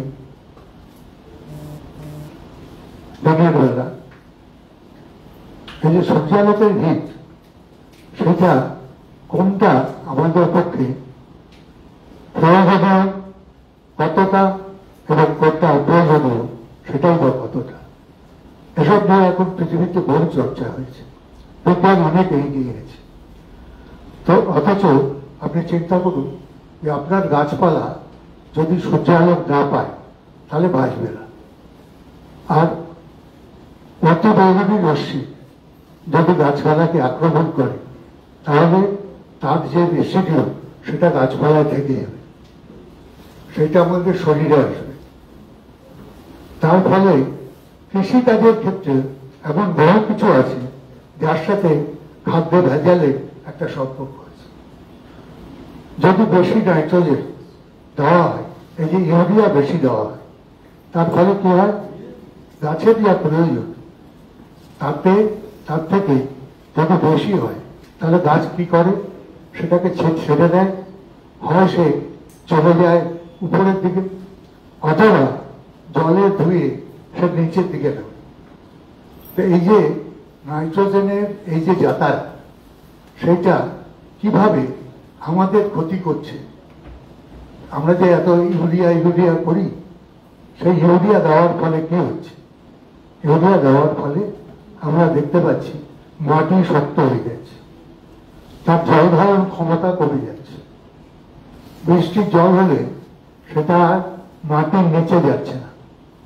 মাটির নিচে যদি জল না থাকে তাহলে গাছ জল টানবে করতে হবে, তাহলে উপর থেকে জল দিতে হবে, যাতে উপর থেকে জল দেওয়া যাবে আমার জল ভান্ডার তত নষ্ট হবে।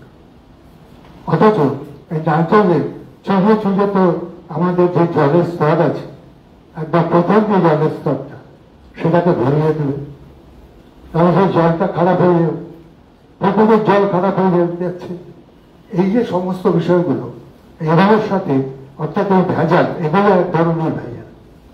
আমাদের এটাকে দেখতে হবে, সেটা হচ্ছে ভেজাল, জল দূষণ, বায়ু দূষণ, শব্দ দূষণ, ধ্বনি দূষণ, এই নানা রকম দূষণের ফলে আমাদের ভেজালে যে ক্ষতিগুলো হচ্ছে, এগুলোর ফলেও সেই একই ক্ষতি আমাদের হয়।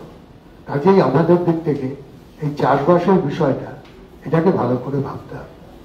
এখন দেখা যাচ্ছে যে প্রকৃতি পাল্টে যাচ্ছে, মানুষ তার সাথে পাল্টাতে পারছে না সব দিক থেকে। আগে যে হারটা, যে সময় চাষ করলে ভালো ফসল পাওয়া যেত, তার একটা নির্দিষ্ট মাস ছিল। চাষিরা নির্দিষ্ট দিন দেখে ধান চাষ করতে যেতেন, তার সাথে তারা পঞ্জিকাও দেখতেন, কিন্তু পঞ্জিকাও সেইভাবে লেখা হতো। কিন্তু এখন পঞ্জিকায় ধানের ওপর এটা পঞ্জিকায় লেখা থাকতো, এখন সেটা লিখলেও সেটা মানা যাবে না। তার কারণ প্রকৃতির যে পরিবর্তন হচ্ছে, তাতে শীত, গ্রীষ্ম, বর্ষা এগুলো পাল্টে যাচ্ছে। তার ফলে আমাদের যে চাষবাস, তারও ধরনটা পাল্টে যাচ্ছে। ধান রোপণ হচ্ছে 1 মাস 1.5 মাস বাদে, কখনো কখনো আগস্টের উপরে। তাহলে এই যে জায়গাগুলো, সেই জায়গাগুলোতে আমাদের দেখতে হবে ধানটা যে, অর্থাৎ যে বীজ, সেই বীজটা যদি আমি শোধন না করে চারা লাগাতে যাই বা তাকে তলা বানাতে যাই, তাহলে ভালো হবে না।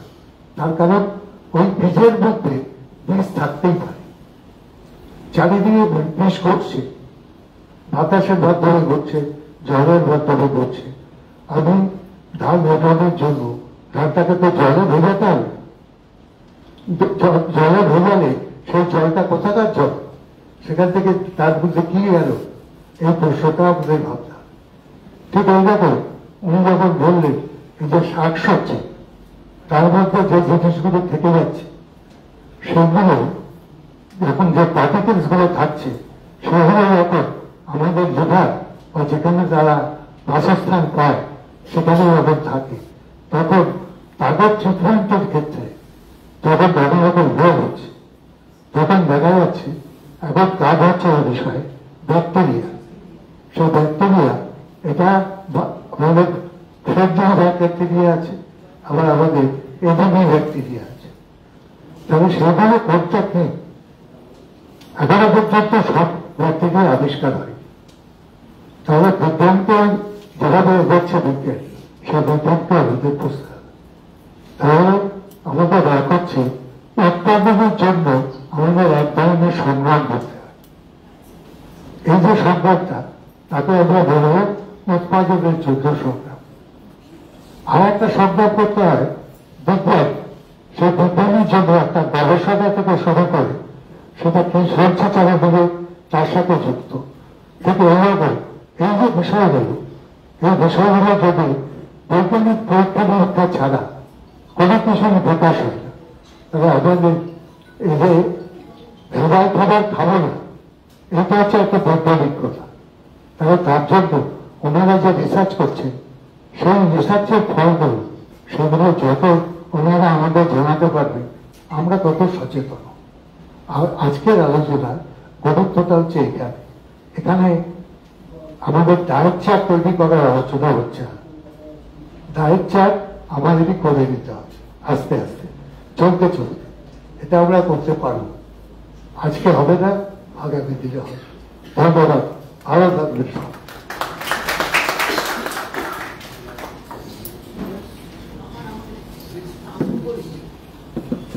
হ্যালো, আজকে আমাদের আলোচনা এখানে শেষ। সবাইকে ধন্যবাদ।